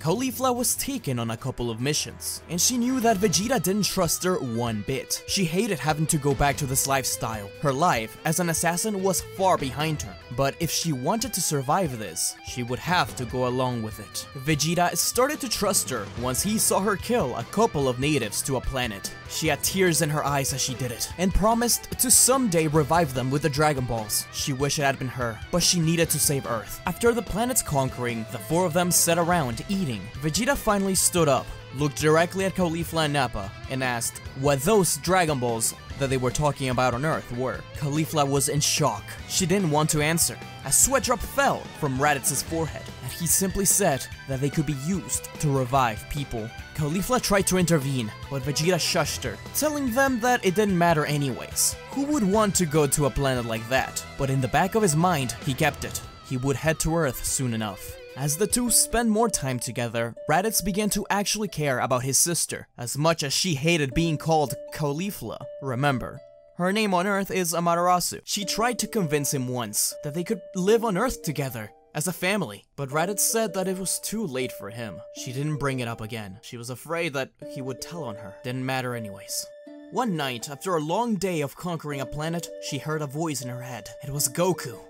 She jumped to her feet, happy to hear from him. So it was true. He really did get to train in the other world. He explained to her what was happening, that he was training at King Kai's planet, and that he was getting very strong. But Caulifla warned him, it would just be a year, no, probably a lot less, before her and the other Saiyans arrived on Earth to conquer it. She kept on trying to buy time, but she knew that it was coming. Goku understood. They didn't have much time to talk, and the final thing he said was that he was happy to have a sister like her. Caulifla stayed quiet, but told him to return back alive, because they still had another match coming. Goku smiled brightly. Caulifla wanted to advance her power some way somehow, so she would be ready when they go to Earth. She asked Vegeta and Nappa to train her, but they both refused. She knew she would get nowhere with Vegeta, but she kept on bothering Nappa. He honestly liked her spunk, and she had proven herself when she eliminated those natives in that planet. So, one day, he eventually accepted. Nappa did end up teaching her a few tricks, including the giant explosion and things like that. She got stronger and stronger, eventually even surpassing Raditz, though she hit her power level, as to not arouse suspicion. One night, she was woken up, the door slamming open. It was Vegeta and Nappa. They told her and Raditz that they have a new destination in mind, and that they would be heading out immediately. She didn't like where this was going. The next planet they would conquer was planet Earth. Caulifla was surprised to hear the news that the Saiyans were ready to head to Earth in search for the Dragon Balls. She knew this would come, but did not expect it so fast. She had already been trying to stall the Saiyans, even pretending to be one of them and gaining their trust. But now, in just a few months, they would be back on Earth. She gulped. That night, while they all got ready to depart, she snuck off to her room and meditated as hard as possible, talking into the ether, hoping that King Kai would hear her and let her speak to Goku. Sure enough, it worked, and Goku was informed that the Saiyans would soon arrive on Earth, and to tell Bulma and the others to revive him. Caulifla knew she wasn't powerful enough to stand up against Nappa or Vegeta, but Raditz she could at least take on. She would have to keep pretending to be on their side, even on Earth, until Goku arrived. Goku told Roshi that the Saiyans were coming, but to hold off on reviving him until he had mastered the Spirit Bomb and the Kaioken. It had only been 5 months since the Raditz attack, and it would only take them around 6 months to reach Earth from their current location. The Z Fighters were also told by Kami, and their training got exponentially harder. Gohan became the true unification of the Crane and Turtle schools, utilizing techniques from both disciplines. He was already an adept martial artist. Months passed, and the Saiyans were nearing their destination. 1 month earlier than expected, the 4 ships wrecked through the city, without Nappa even having to explode it. Caulifla stepped out of her ship, taking a deep breath of the air she had missed so much, but it was tainted, poisoned by the smell of smoke and death. These Saiyans would pay, but she had to keep a cool head for now. As she took a step forward, she accidentally stepped on something. A little doll. She took it in her hand and looked at it, sullenly. It reminded her of Gohan. She then heard Raditz call her name, and snapped out of it. Caulifla dropped the doll, and they began towards the open field. Gohan's eyes opened wide, and he jumped to his feet. Tien and Krillin as well, they all felt it. An incredible ki like no other, worse than anything they could have imagined. Caulifla was close by, but she was hiding her power level. This was it. Bulma and Roshi immediately used the Dragon Balls to revive Goku, begging for his help. He was ready, and King Kai urged him to hurry, but it would be a while before he arrived. Krillin nodded at Tien, and they turned to Chaozu and Yamcha with a smile. Their auras burst, and they headed towards the battlefield. The Z Fighters landed in front of the Saiyans, welcoming them to Earth. Tien's face went pale when he saw Caulifla. She looked older already, tired, depressed, dark. She even had a few scars. He cursed everything. She couldn't even look at him in the eyes. The Saiyans began to boast and ask for the 7 magic Dragon Balls, to which Krillin refused to give it to them. Gohan cowered a little, but asked for his aunt to come to them. Caulifla had a blank expression, devoid of hope. Tien clenched his fist in anger, and Yamcha put a hand on his shoulder, asking what was wrong. He responded by his aura sparking up, simply saying Amaterasu's name, Caulifla's earthling name. In a flash, he pushed himself forward, pulled back his fist, and threw a right hook at Vegeta's face. Nappa and Raditz's eyes widened, impressed by the speed, but Vegeta didn't flinch because the punch never reached him. It was caught by Caulifla. Tien couldn't believe it, and asked why, but the answer came in the form of a powerful punch to the face that sent him flying off into a mountain. Caulifla stood tall in front of the Z Fighters as they turned to stare in disbelief at Caulifla. Raditz said that if they weren't gonna give him the Dragon Balls, then they would simply go to Namek. After all, he saw Namekian take Kakarot before he left to Earth. He must have been the one to create them. Vegeta said that instead of using Cybermen, how about Caulifla be the one to take on the trash? After all, this would be the perfect way to test her loyalty. Krillin cried out for Caulifla to stop, as he charged up a Kamehameha, which she reflected easily. She told them to give her their all, which angered Krillin, but Tien was the one to put an arm out, stopping Krillin. He declared that he would be the one to face Caulifla alone, but he first begged her one more time to stand down and help them defeat the Saiyans. Without another word, Caulifla extended her arm out in the Crane School pose. Tien looked down to the ground. He will do as he must. He joined in the pose, and bam! The two rushed to one another. Gohan wanted to help out Tien, so he charged up a Kamehameha. Raditz appeared in front of him, however, wagging his finger in front of his face, and smashed his fist against the kid's stomach. Krillin caught Gohan and helped him up. He was okay. Enraged, the two got ready for a fight. Caulifla was beating Tien, though he could still keep up. He realized just how brutal her techniques had gotten, similar to how she used to be before she joined the Turtle School. Tien was slammed down, and Caulifla was about to follow up with a giant Kiko-Ho, but she stopped, struggling in place. Chaozu has stopped Caulifla with his psychic skills. Yamcha used this chance to fire a Spirit Ball and strike Caulifla a couple of times. But right before the Spirit Ball hit her, Tien noticed something. Caulifla had tears in her eyes. Tien's realization was interrupted by Gohan being sent hurling into him. He caught the kid, who assured him that he was okay. Tien looked over at Raditz and rushed to him. He seemed to be hurt already. Gohan focused on Caulifla, who was getting up from Yamcha's attack. She looked at Gohan, whose power was growing rapidly. He asked why she was doing this. Those Saiyans had killed his dad. Caulifla wiped tears from her eyes and declared that she had to do this. Gohan's power spiked up once more, firing a Kamehameha. Caulifla had no choice but to raise her own power in order to counterattack. She caught it and pushed it out to the sky. That took a lot out of her. And Vegeta's scouter picked up on the spike. It reached 6,000. Caulifla had been hiding her power level this entire time. What did this mean? Gohan caught her by surprise and punched her in the face. She spun on her heels, grabbed Gohan by the back of the head, and whispered, "I'm sorry," slamming Gohan against the ground. Though not enough to truly hurt him. Gohan was confused at first, but he began to understand. She wasn't using her full power at all. She was stalling for time while they waited for Goku. Gohan smiled as he got up and rushed back to Raditz instead.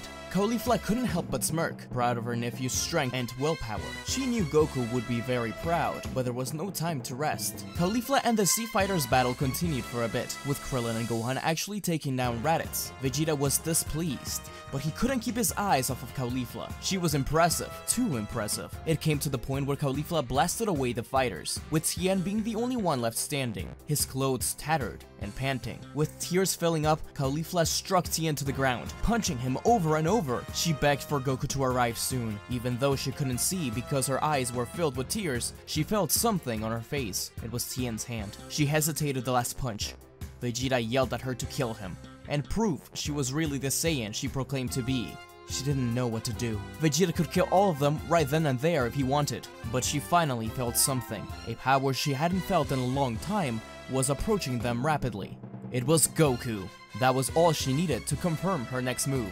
Acting as if she was going to destroy Tien, she instead spun herself around, blasting Vegeta, Nappa, and Raditz with her most powerful Kamehameha. Their scouters exploded because of how fast her power increased. They didn't even get a good read of her level. The blast struck Vegeta head-on, while Raditz avoided it. Vegeta and Nappa's armors were destroyed, but Vegeta didn't seem too hurt. Nappa, on the other hand, was fuming with anger. He started to walk towards her, the ground shaking with each step. Nappa yelled at her, asking how she could betray them. He trusted her. Vegeta told Nappa to stop, that it was only a matter of time until this happened. She had been tricking them this entire time, wasn't she? Who were they waiting for? Kakarot? Caulifla stayed quiet, turning her head towards Raditz, asking, "It isn't too late for you.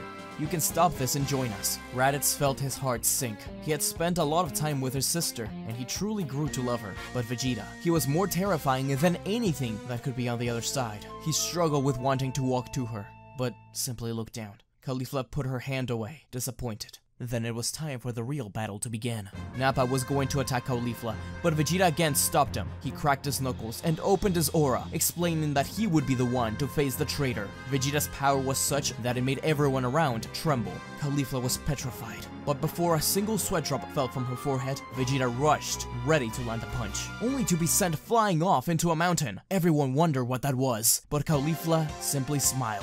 Goku. He said he was sorry for being late, and sorry that Caulifla had to fight them all like that, giving everyone a small portion of senzu beans. Caulifla apologized to everyone, especially Gohan and Tien, who hugged her, without saying another word. But the reunion was stopped by Vegeta exploding his aura once more and rushing back to start the fight against Kakarot. Caulifla was caught off guard and attacked by Nappa. He would never forgive her for betraying them. Raditz solemnly attacked the rest of the Z Fighters, though he was having a much harder time. Tien told Gohan and the others to leave, that he would be the one to handle this on his own. Yamcha insisted on staying, while Krillin was the one to take the others safely. Caulifla surprised herself. She was actually keeping up. No, beating Nappa. She had miscalculated her own power. Goku was also handling Vegeta well. After all, this Goku was already stronger than the original counterpart. Even so, it is the match of the century. Raditz can't stand up against Yamcha and Tien. He tries every dirty trick, but to no avail. Vegeta can't believe that this is happening, with the Kamehameha and the Gale Gun clash happening at the same time as a Kiko-Ho and Nappa Blast clash. Our heroes managed to win both, but he has something else under his sleeve. Vegeta punches Goku to the ground, standing over his body. Goku has strained his body a lot because of the Kaioken, and struggles to escape. Vegeta launches something to the sky, a ball that expands and explodes.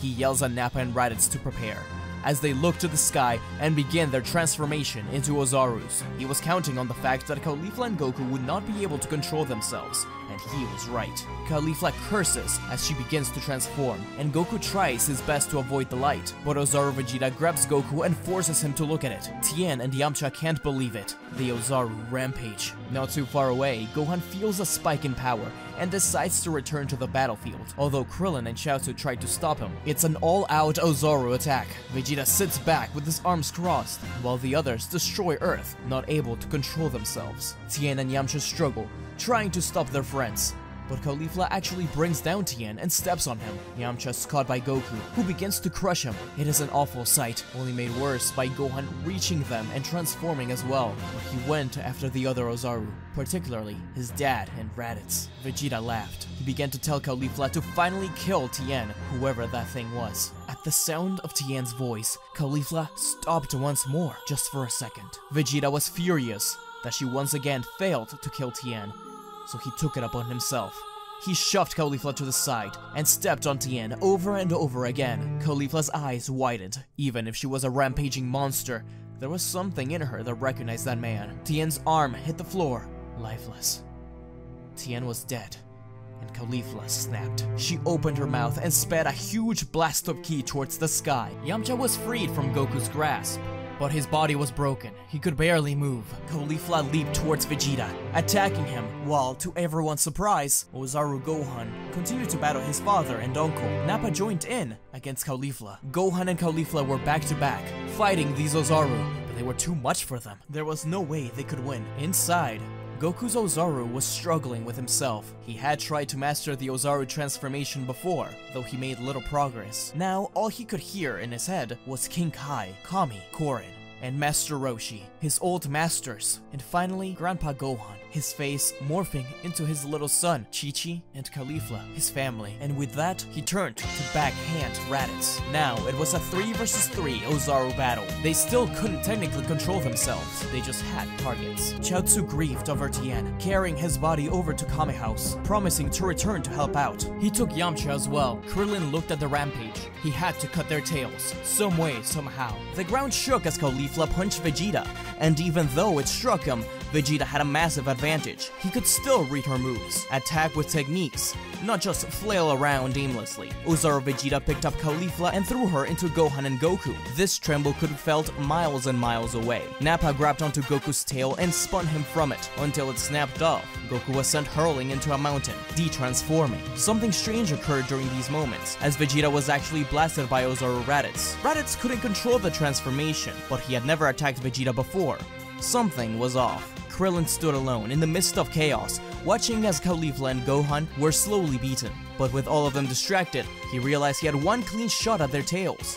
He rose his arm up, charged up a Kienzan, launching it towards Caulifla. It struck her tail, then Raditz and Nappa, but Vegeta jumped over it. Krillin didn't aim for Gohan, as he was probably safer in that form for now. Vegeta looked back at Krillin and fired a great Gallic gun, but as this was about to reach Krillin, someone appeared before him and fired back a Kamehameha, clashing against Vegeta's. It was Goku. Then, someone else appeared, Caulifla, who joined in the Kamehameha. Vegeta's eyes widened. It couldn't be that they still had so much power after all of that, right? In the meantime, Raditz did his best to avoid Ozaru Gohan, while Nappa fought it, but it was a lot stronger than he expected. Goku yelled at Krillin to help Gohan, and the man instantly jumped up and crashed against Nappa, keeping him away from Gohan. Gohan grabbed onto Krillin and patted his head, then letting him go. Krillin was confused. Raditz and Nappa began towards Vegeta, wanting to help out in the ki struggle, but Krillin got in the way, using his Neo Solar Flare to blind them and keep them from intervening. It seemed like Ozaru Vegeta was about to win the clash. That was until Ozaru Gohan stepped in behind Vegeta and smashed his fist against the Saiyan's rib. This took Vegeta off guard, enough to lose the battle, but Gohan would be caught in the middle of the attack. Thinking quickly, Krillin fired one final Kienzan, cutting Gohan's tail off and making the child fall to the ground, completely avoiding the flying Ozaru and the Kamehameha. As Vegeta was sent into the sky, Krillin fell to the ground, out of power. The blast destroyed Vegeta's tail. He looked at the ground in pure anger. 2 low-class Saiyans were able to damage him so much. Vegeta returned to the battlefield, as Nappa and Raditz hung back and waited for him. They were extremely hurt. Goku tells Vegeta that it's over, that they don't have to fight anymore. Vegeta yelled back to shut up. He will get those Dragon Balls from Planet Namek and kill them all. Caulifla could tell that Vegeta was done for. He couldn't take much more damage. But he started to create a new Gallic gun. Goku got in his battle stance, but the attack never came. Vegeta instead fell to the ground, unconscious. Behind him stood Nappa, his hand broken from hitting Vegeta. He had used all of his strength to knock him out. Nappa said that they would be leaving to Namek. Caulifla thanked him for that, but she needed to defeat him for what he did to Tien. But Nappa interrupted her. He said that he didn't do it for her, but rather because he wants to take revenge for himself. He trusted her. They had a bond between a master and a student. Without another word, Nappa called down the ships and placed Vegeta in his. Raditz stood silent, looking back at Caulifla. Part of him wanted to stay, but when Nappa told him to hurry, he got in and blasted off. Caulifla fell to the ground. It was finally over, but Tien, he was dead. She would never be able to forgive those Saiyans. Goku ran over to the unconscious Gohan, hugging him tight. They all reunited in one big hug, grieving over Tien. They had no choice but to regroup in Kame House. It was a bittersweet reunion between Chi-Chi and Goku. Caulifla promised herself to avenge Tien. Yamcha would be out of commission for a long time too. His body was pretty much all broken. And she still wanted to bring back those planets she conquered with the Saiyans. They couldn't wait another year until the Dragon Balls were restored. Krillin gave an idea. Vegeta mentioned Planet Namek. Was that a place? Kami put a hand on Caulifla's shoulder, warmly welcoming her and Goku back, and saying that yes, it was a planet. He always suspected that he wasn't from here. They would have to visit it, his home world. Goku stood tall and smiled. This was a little exciting, and he couldn't wait to see Tien again. Caulifla and him bumped fists, and for the first time in person, they called each other brother and sister. Caulifla and Goku's ki explodes as they fly upwards, crashing over and over again. This was their first battle since the Raditz attack, but Goku felt something touch his shoulder, springing his head back. He was now in a new place. It was a Capsule Corp ship, using the Namekian ship as a base. It was bigger and implemented a gravity chamber. Goku and Caulifla had been image training for some time. Their mission came in the form of gathering the Namekian Dragon Balls. Caulifla was the ship operator. Thus, Bulma was left back on Earth, though she insisted on coming. They thought it was better for her to stay. Krillin, Gohan, and Goku were the ones to go. The plan is to stop Vegeta from getting his wish, as well as to revive their friends. They could have waited a whole year to revive them. After all, Kami is still alive, but decided to kill two birds with one stone. Goku turns to see who tapped him. It was Gohan, sporting his turtle crane uniform. He smiled brightly at his father. Caulifla had been quiet the whole trip, so it took Goku by surprise when Caulifla grabbed his arm and said that they needed to continue their battle. She had been on edge since Ten Shin Han's death. Things were still very strange around them. He did love her as his own family, even if they had just found out that they were siblings. They soon arrived on Namek, where things took a turn for the worse. Not only did they feel the ki of Vegeta, Nappa, and Raditz, but also a new adversary. Caulifla never got to meet him, but she did sense him while with the Saiyans. That must be Frieza. The Z-Fighters decided to head towards the gathering Dragon Balls. Frieza was there. They needed to be careful. Once they arrived, they watched as the Elder and the kids were dragged out of their house in order to be interrogated about the location of the Dragon Ball. It took everything within them not to intervene at first, but once Dodoria grabbed Murray in order to break his neck, Goku and Caulifla knew they had to spring into action. Caulifla landed a clean punch across Dodoria's face. Right before he could kill Murray, Goku landed in front of Zarbon in a defensive form. He then yelled Krillin and Gohan's name, giving them a signal to take the kids and the Elder away. The two reacted quickly, grabbing Dende, Murray, and Cargo. Frieza instantly yelled at Zarbon to not let them get away. The alien was going to blast them off the sky, but Goku grabbed Zarbon's hand and pushed him back into Frieza. Their training had paid off. Frieza pushed Zarbon off of him and smirked. He recognized them as Saiyans, so he had missed a few, huh? Perhaps he was too kind to Vegeta and the rest. Dodoria approached rapidly, and Zarbon took slow steps towards them. Even if they could win, they were outnumbered. Caulifla nodded at Goku. They stood back to back and yelled out, "Solar Flare!" Frieza and his men were blinded, only the sound of the Saiyans taking off ringing in their ears. They were gone. To top things off, the 3 Dragon Balls that Frieza and his men had were also missing. Frieza was furious. He ordered Dodoria to look for them, while Zarbon looked for the village's Dragon Ball. No matter how hard they looked, they couldn't find those Saiyans without their scouters. In the meantime, Vegeta, Raditz, and Nappa approached a small village. Without warning, they killed everyone there. Though Nappa did notice something, Raditz hesitated to do it. Nappa called him out on it, calling him a weakling. Vegeta turned around to tell him to shut up. This surprised Nappa, asking why they should keep Raditz around. Slowly, Vegeta turned his head. He said, "Did you forget that you knocked me out on Earth? If he goes, you go twice as hard." That quieted down Nappa. Though anger brewed within him, the team collected the Dragon Balls and headed towards Frieza's ship. They could now sense Ki, something that Vegeta picked up easily. The other two had much more trouble, with Nappa keeping his scouter just in case. It seemed like whatever the Ki spike was, it had driven Frieza away. It could mean they could get the Dragon Balls from him. Goku, Caulifla, and the rest hid inside of a cave. They sensed the Ki of Dodoria looking for them. They knew they could take him on, but they needed to be careful. That is when Murray, the elder of the village, spoke up. He explained that those men could only locate people with their scouters. He destroyed them, so they could get a jump on them, without alerting Frieza. Goku and Caulifla nodded at each other. The siblings jumped out of the cave, firing a twin blast that whiffed by Dodoria's head. The alien jumped in surprise, and rushed in for an attack. He commented on how much he loved to take down Saiyans from back in the day, so this felt nostalgic to him. But he was surprised to find that the two could easily handle him. Caulifla mocked him, while Goku asked if that was really all he had. It came to the point where Dodoria gave up and begged for his life, telling them it was Frieza who had killed the Saiyans. Goku turned around to walk away, knowing that the enemy was defeated, but Caulifla looked at him in the eyes, blasting him away.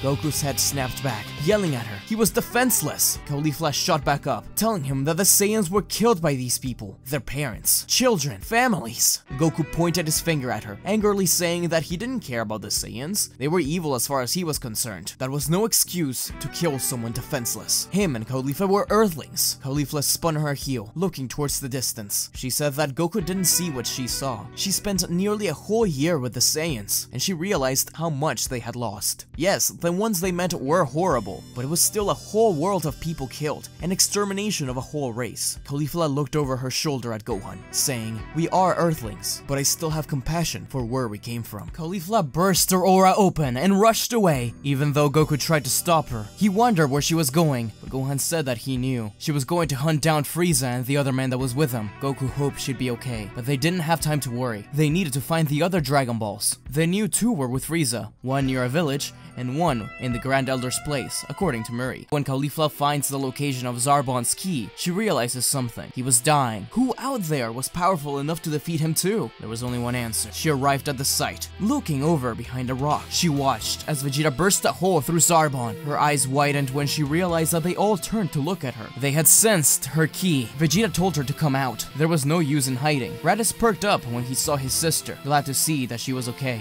though he hid it well. Nappa yelled that he had warned her about showing her face again. Now it was time to die. Vegeta put a hand out to stop Nappa from walking any closer. He said that it was a real shame that she had betrayed them. She was a remarkable fighter, especially for a low-class Saiyan, but he would never forgive her, especially now that he was a Super Saiyan. Caulifla got in a defensive position, but Vegeta appeared right in front of her, slamming his knee against her chest. She was brought to her knees. Vegeta was simply going to leave her there, but Nappa made sure to strike one more blow, knocking her out. Raditz told Vegeta and Nappa to go ahead of him. He was going to finish off the job. Vegeta and Nappa both looked at each other, doubting it. Part of Nappa truly didn't want Caulifla to die, and Vegeta saw her as a great challenge. So they left it up to Raditz. It was his judgment if she would live or die. As the two Saiyans flew away, Raditz talked to himself above Caulifla, saying that he wished it could have been another way, but he couldn't kill her, not anymore. Blasted by her head, creating a crater, and placed her within it. If everybody else thought she was dead, at the very least, she was safe. Caulifla was left there alone until someone woke her up. Once her vision cleared, she saw 5 sets of eyes staring down at her, asking what she was doing laying on the ground. Caulifla jumped to her feet, guard up. They introduced themselves as the Ginyu Force. They found her laying there alone. They had just gotten new scouters to Frieza, and were about to look for the Dragon Balls. They didn't have time to help, but pointed out the fact that they were really close to Frieza's ship, where she could get healed up. Awkwardly, Caulifla thanked them, realizing that they must have thought she was one of them because of her armor. But this was a good chance to sneak on board the ship and take whatever Dragon Balls she could find there. She couldn't sense Frieza's Ki. In the meantime, while Caulifla was out cold, Goku and the others got the Dragon Ball from the Grand Elder, who unlocked Goku, Krillin, and Gohan's potential. Goku and Nail talked for a while, telling him that he reminded him a lot of Kami for some reason. Nail had no idea what he was talking about. That's when an incredible key was felt. It was Frieza. Goku wanted to stay behind and help, but Nail insisted on Goku and the others escaping while he protected the Elder. Goku wished him luck and took everyone over to the cave, but once they arrived to get the Dragon Balls, someone zoomed past them and grabbed them. It was Burter, saying that the man had weird hair like the girl they had just found. Goku stood up, angry, asking what they had done to Caulifla. They had no idea what he was talking about, but the soldier they found was probably healing in the ship. Not that it mattered, since Goku and the rest were already dead. Ginyu grabbed the rest of the Dragon Balls and began to fly out, but Goku wasn't about to let that happen. He zooms past Burter and the others, getting in the way of Ginyu and pushing his palm against Ginyu's jaw, sending him flying back. Dende had already healed all of them, giving them a little boost. Goku tells Gohan and Krillin to take care of the Namekians. He would battle these guys. Back at the ship, Caulifla ran through it, searching for the Dragon Balls.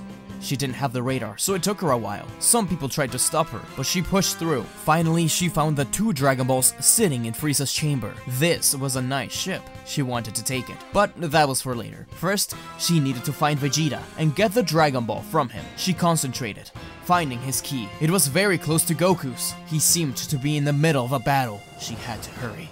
Caulifla feared for the worst. It seemed like the people who had woken her up were stronger than she realized. She just hoped that she could get there in time, because if what she felt was right, Goku's key wasn't in the right place. But that's for next time on Dragon Ball Z.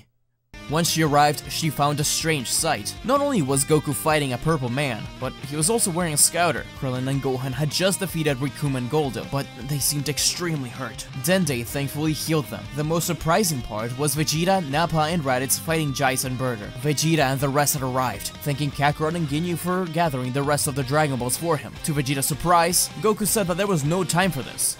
They needed to stop Frieza. Goku actually asked for Vegeta's help against the Ginyu Force. Vegeta grunted and sliced Goldo's head clean off. Raditz smiled at this, while Nappa refused to help, but he didn't have a choice once attacked by Jeice. Raditz and Nappa couldn't keep up, though Vegeta was faring better. Caulifla went in to punch Ginyu in the face, sending him into a mountain. Hey!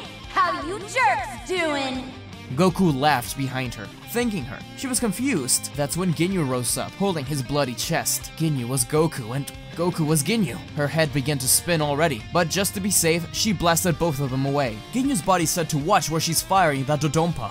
Yep, that was Goku. She rushed into Ginyu and Goku's body, saying that she's actually stronger than her older brother, trying to bait him out. It wasn't actually true. Ginyu laughed. She shouldn't have said that. Now, he is going to take her body. The battle continued for a bit, with Caulifla baiting Ginyu into switching bodies. At the last second, Caulifla said "excuse me" to Burter as she kicked him across the sky while he was fighting Goku in Ginyu's body. She grabbed onto Goku and threw him into the target site of the body change. Goku was back in his body. Instantly, Vegeta, Nappa, and Raditz turned to blast at Burter, while Goku and Caulifla blasted at Ginyu. Thankfully, Caulifla baited the body change early enough that Goku wasn't extremely damaged. At least nothing Dende couldn't fix. But with all the Ginyu Force gone, the 3 Saiyans stared down at the Z Fighters. Vegeta smirked, telling Goku to hand over the Dragon Balls. Vegeta was the only hope for them to win. After all, he was the Super Saiyan. Goku cracked his neck, saying that he won't let that happen. Vegeta took a step forward, powering up his aura. But his aura quickly dropped. Caulifla commented on how they didn't need to fight. They were all too hurt, and Frieza could be here any second. She turned to Dende and said that they did just help them just now, and with Frieza around, they needed as many forces as possible. Dende reluctantly moved to the Saiyans and healed them. He then healed the Z Fighters. But Vegeta was furious. He hated having to take help from them. He said fine, but as soon as Frieza is dead, it's his wish. That's when a voice was heard from behind them. Frieza, mocking them. He was dragging Nail with one hand, already dead. The Emperor threw the body over at Vegeta. It was time for the real battle. The fight was fast-paced, with beams flying everywhere. Vegeta was up to the bat first, and he actually handled himself pretty well. It got to the point where Frieza actually had to transform. Everyone realized they needed to help. Vegeta, Nappa, Raditz, Krillin, Gohan, Caulifla, and Goku all rushed in for an attack. Goku and Caulifla caused the most damage. But the most surprising moment of all was when Gohan showed off a new technique that he had made up during his training, called the Dodon Kamehameha. It was an incredible piercing Kamehameha that forced Frieza to transform into his third form. To everyone's surprise, Raditz jumped in the way of the blast as Gohan was targeted with a barrage of death beams. Nappa was disgusted by the act, but took the opportunity to kick Frieza across the ground. In response, Frieza lifted his hand up at the same time as Nappa lifted 2 fingers. Nappa's volcano explosion versus Frieza's death storm. The explosion caused the planet to crack, lava spewing everywhere. It sent the whole Z Fighters and Saiyan team flying off. Though Frieza wasn't too impressed. Before he could recover, Vegeta jumped up, firing a barrage of ki bullets. Everyone followed his lead, with all the Z Fighters doing the same. This was actually too much for Frieza, who pushed them off by opening his aura and transforming one final time. Caulifla took this chance to grab Dende, Cargo, and Murray, taking them far away. Dende healed her wounds and said something interesting. This was the perfect time to use the Dragon Balls, but they needed to be fast. Meanwhile, Goku and Frieza's battle began. Similar to the original story, though Goku is stronger here. The Kaioken times 20 does really well against Frieza, but it takes a lot out of Goku. Vegeta, Nappa, and Raditz actually exchange places with Goku for a while in order for Goku to collect ki. He gathers enough energy for a Genki Dama and takes the opportunity to summon the dragon with Dende's help. Porunga appears, with Frieza barely able to see him out of the corner of his eye, screeching out, "No!" as the Spirit Bomb drags him into the earth. The radius of the explosion is so huge that it causes everyone to fall into the ocean. Raditz is the first one out, dragging Gohan and Krillin into the surface. Nappa shows up soon after, coughing water, but Goku is nowhere to be found. Raditz and Krillin watch as Vegeta bursts out of the ocean angrier than ever. He simply rushed towards the dragon. Krillin's eyes widened. He needed to get there first. The rest went along at first, though Gohan waited for his father. They think that at least Frieza's threat is over. The first wish granted,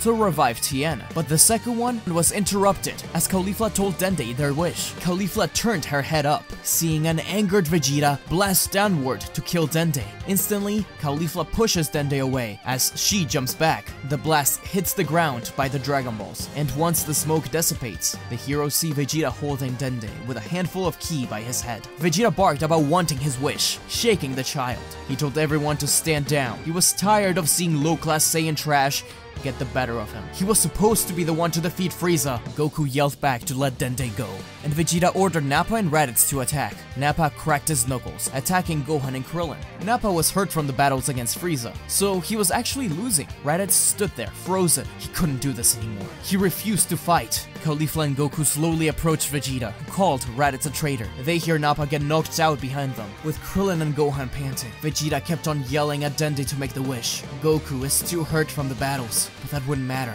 because not only is Dende pierced by a death beam, which also cuts Vegeta slightly, but the Saiyan turns around to watch his best friend, Krillin, blown to pieces. Frieza was alive. Goku's fury culminates in the birth of the legend. The Super Saiyan Fury explodes! Caulifla shook Gohan, telling him to run. She grabbed onto Cargo and the body of Dende, while Raditz grabs Nappa and Murray. They couldn't stay there. Even from afar, they could see an incredible aura, that of Super Saiyan Goku. The battle commenced, with Frieza helplessly trying to defend himself. But as Caulifla flew away, she was struck by a blast that made her let go of the kids. Raditz helped, but she turned around. It was Vegeta. He wasn't going to let the traitor go free again. Caulifla turned to Gohan, telling him to take care of everyone. Cargo and Murray flew ahead. Raditz was holding on to Nappa, and Gohan to Dende. Gohan didn't want to leave her nor his father, but he understood. As they rushed away, Caulifla went in for a punch. Vegeta appeared behind her, psyching her out. Vegeta promised that none of them could get away. He pointed his hand out at Gohan, firing a blast. Caulifla tried to turn around to stop it, but she was too late. It was about to reach Gohan. When Raditz jumped in the way, his body fell into the ocean. Gohan grabbed onto the falling Nappa, but he could tell it was too late for Raditz. He thanked him under his breath. He needed to get away. Caulifla's voice went quiet. Even after another punch from Vegeta, she simply did not react, her aura bursting open in a golden flare. Vegeta couldn't believe it. A second one? Even this traitor could become a... Caulifla blipped right in front of Vegeta, who had a terrified expression. She looked at his eyes as she pressed her hands in a triangle shape against his chest. She whispered, "Kiko Ho." A giant square burst Vegeta away. Caulifla's eyes were green. Her hair spiked up. She was the legend as well. From the two sides of Porunga, the aura of Super Saiyan shone. Hey! You punks hearing me over this? If you got the guts to take the two of us on, then show your face! How annoying, yet another Saiyan. And almost as if connected, they threw punches rhythmically. The Super Saiyans were easily winning, but Frieza wasn't giving up and used the Death Ball to doom the whole planet. Only 5 minutes to go. As the battle raged on, Murray told Gohan to take him back. He had a wish to make on the Dragon Balls. He knew that the Elder would pass away soon. He needed to be quick. Reluctantly, Gohan went with him as they left Nappa, Cargo, and Dende in the Namekian ship. Once they arrived, both Vegeta and Frieza tried to approach the dragon, but the Super Saiyans wouldn't allow it. At one point, they even traded adversaries, with Frieza terrified to see a second Super Saiyan. Murray, under the instructions of King Kai, wished for everyone on Namek, except for the fighters, to be brought to Earth. Once they arrived, Porunga faded into nothingness. The Grand Elder had passed away, holding on to the very last second. Too many losses. Krillin, Raditz, Nail, then Dende. It was bittersweet, but it wasn't over yet for Goku and Caulifla. Caulifla was toying with Vegeta at this point. He was indeed very powerful, more so than in the original story, and maybe even more powerful than Caulifla's base form, but he couldn't stand a chance against Caulifla's Super Saiyan. Vegeta was losing too much blood from the Death Beam. He couldn't win. Caulifla was going to leave him stranded, but she remembered something that Goku said, how he was outraged the moment she killed Dodoria. Vegeta couldn't stand up. He was closing his eyes, but Caulifla helped him up, helping him fly over to Frieza's ship. Vegeta hated her. He would never forgive her, but he passed out. Caulifla placed Vegeta in the healing chamber and returned to Goku, but the battle was ending quickly. As Frieza was defeated, Goku gave some energy to him, but he misused. And just like Caulifla, Goku remembered something she said right after she killed Dodoria, that these people had killed their whole race, parents, children, families, Namekians, and so much more. It seems the two siblings had reached an understanding. Goku blasted back, defeating Frieza. He looked saddened, but smiled at his sister. The two returned to Frieza's ship. It was nearly intact. Thankfully, she understood how to use it because of her time with the Frieza Force, and she input the coordinates to the next planet Frieza had ordered the Ginyu Force to, some planet named Yardrat. It was closer than Earth. They just needed to rest. Caulifla and Goku looked at each other, smiling and hugging. When you and me team up, there's nothing in the whole universe that can touch us. Looks like I better make sure you don't get ahead of me. The two passed out on the floor. Goku slowly opens his eyes, his head pounding. Had he done it? Had he survived the arduous battle against Frieza? It seemed like it. But Caulifla, was she okay? Goku jumped out of the hut he was in, finding himself on a strange planet. A small being walked up to him. Goku was surprised, but he had been cured. It must have been this guy who did it. He nodded at him and followed him towards the building. What else could he do? He was brought in front of Pibara, the Elder of Yardrat.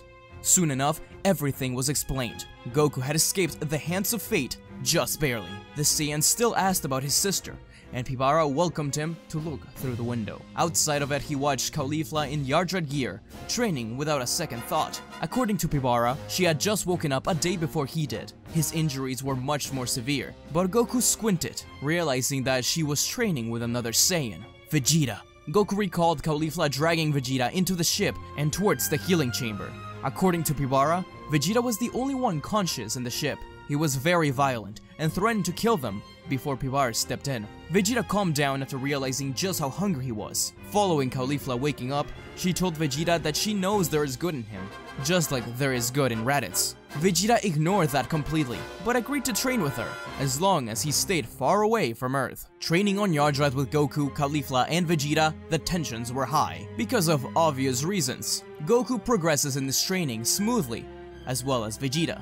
But Caulifla isn't doing as hot. For some reason, she just can't seem to fully control her spirit energy. Not only that, but her nightmares, which haven't appeared in many years, have returned with full force. Pibara tells her that she has a very cloudy soul and that she needs to meditate deeply in order to resolve the fog in her heart. Caulifla and Goku find themselves on a strange new planet. But before we continue on this adventure, be sure to like, subscribe, and click the bell icon so you never miss another video. The like goal for this video is 3,000 likes. Anyways, let's continue with this adventure. One day, Pibara tells Goku and Caulifla that she's going to enter a deep state of meditation, and that under no circumstances should she be interrupted. If she is, it might lead to a fatal consequence. Vegeta overhears this and starts planning his revenge. When it is time for Caulifla to begin her meditation, Pibara and Caulifla connect their souls. As Pibara guides her through her mind, Goku is tasked with looking out for her while they do so. However, as this is happening, Vegeta arrives, with Goku asking what he's doing there, that if he wants to spar, it will have to be at a later time. Vegeta proclaims that he was waiting for this moment for a long time, a moment where Pibara and Caulifla's guards were down, so he can claim his revenge. Goku knew that Vegeta wasn't going to change so easily, and he refused to let him pass. He was going to protect his sister at all cost. Vegeta tilted his head. Sister? She was a weakling, a piece of trash. In fact, Vegeta and Kakarot were the only Saiyans worthwhile as far as he was concerned. The two of them could rule the universe now that Frieza was gone. Goku laughed, getting into his battle stance once more, and the battle began. Within Caulifla's mind, Pibara guides her through her life's memories, starting from the present, Namek, her time at Crane School, her adventures with Goku, and even a memory of Bardock and Gine on planet Vegeta. Eventually, they both discover a hidden crack in the recesses of her mind. When the pair touch this crack, a flood of new memories appear. Caulifla is shocked to see that these flashes are events that she remembers from her dreams, but with more clarity. A woman rampaging, her training with a boy, her time as a gang leader, and her battle with someone that looked like Goku. Caulifla is in disbelief, as Pibara explains that these aren't mere dreams. They are repressed memories. He doesn't know anything else beyond that. But this is real, and it was at some point, some way, somehow, a part of her life. Caulifla has an identity crisis, as she doesn't want to believe that her current life is a lie. She has a family on Earth, parents, a sister, brother, her nephew, and friends. That was real too. Pibara tells her that she can only move forward if she learns to accept every part of her, that there is a hidden power within her that could be unlocked. At first, Caulifla rejects the notion, but she sees herself as a Super Saiyan? No, this is something else. There is sparkles of electricity around her. She sees someone that looks like her, but different. Some earrings, too. She feels the astronomical power emanating from them. Pibara explains further that if she chooses to accept herself and obtain enlightenment, she'll be able to awaken her full potential and reach an entire new world of power. While they're talking, they watch a battle unlike anything she has ever seen before. However, once Pibara mentions that Caulifla needs to accept all of herself, the woman fighting stops and makes eye contact with Caulifla. Everything around them stops as well, as the woman approaches her. She stretches out her hand, as Caulifla asks, "Who are you?" When Caulifla is about to accept her hand, she hears another sound, Goku screaming in pain. Caulifla immediately steps back and pleads with Pibara to bring them back.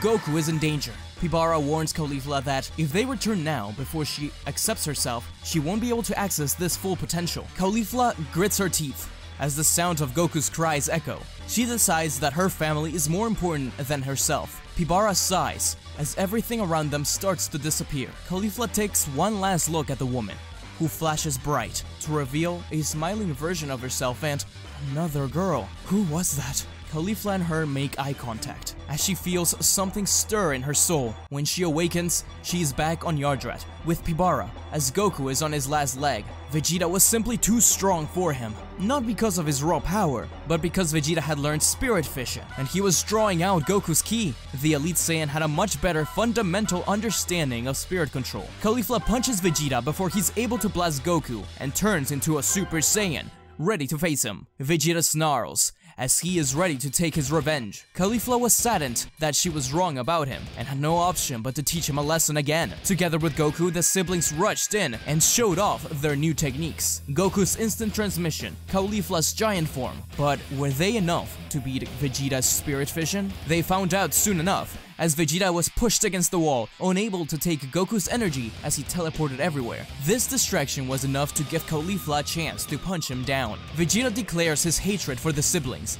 as he snarls that he will never stop trying to kill them for humiliating him. Caulifla is about to kill Vegeta, with Goku's eyes shaking as he watched. The Saiyan steps in front of Vegeta. He would not allow his sister to become a killer once more. Caulifla sighed. She knew that Goku was right, although their understanding on Namek seems to have been a one-time thing. Pibara steps up, and declares that Vegeta will be banished from Yardrat forever. Pibara grabs Vegeta and knocks him out, but not before Vegeta swears his revenge on Goku and Caulifla. He is placed in his pod and sent flying into the emptiness of space. Goku and Caulifla are saddened by this. They were really hoping that Vegeta could be turned, but regardless, they continue their training. Although Caulifla is slowly getting better, she feels like she is restrained. She felt the kind of power she could eventually have, and she gave it up. Now she's stuck.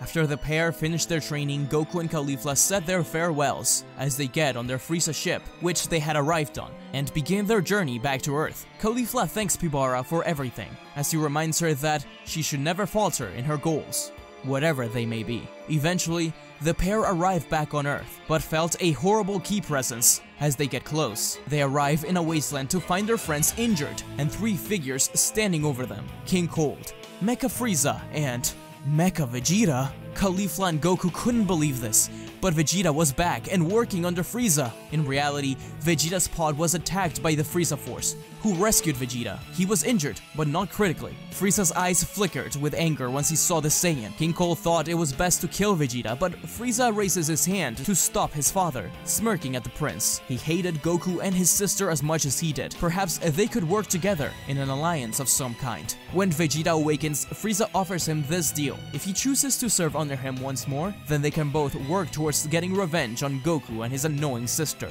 Vegeta was hesitant at first, but he remembered his defeat on Namek and Yardrat.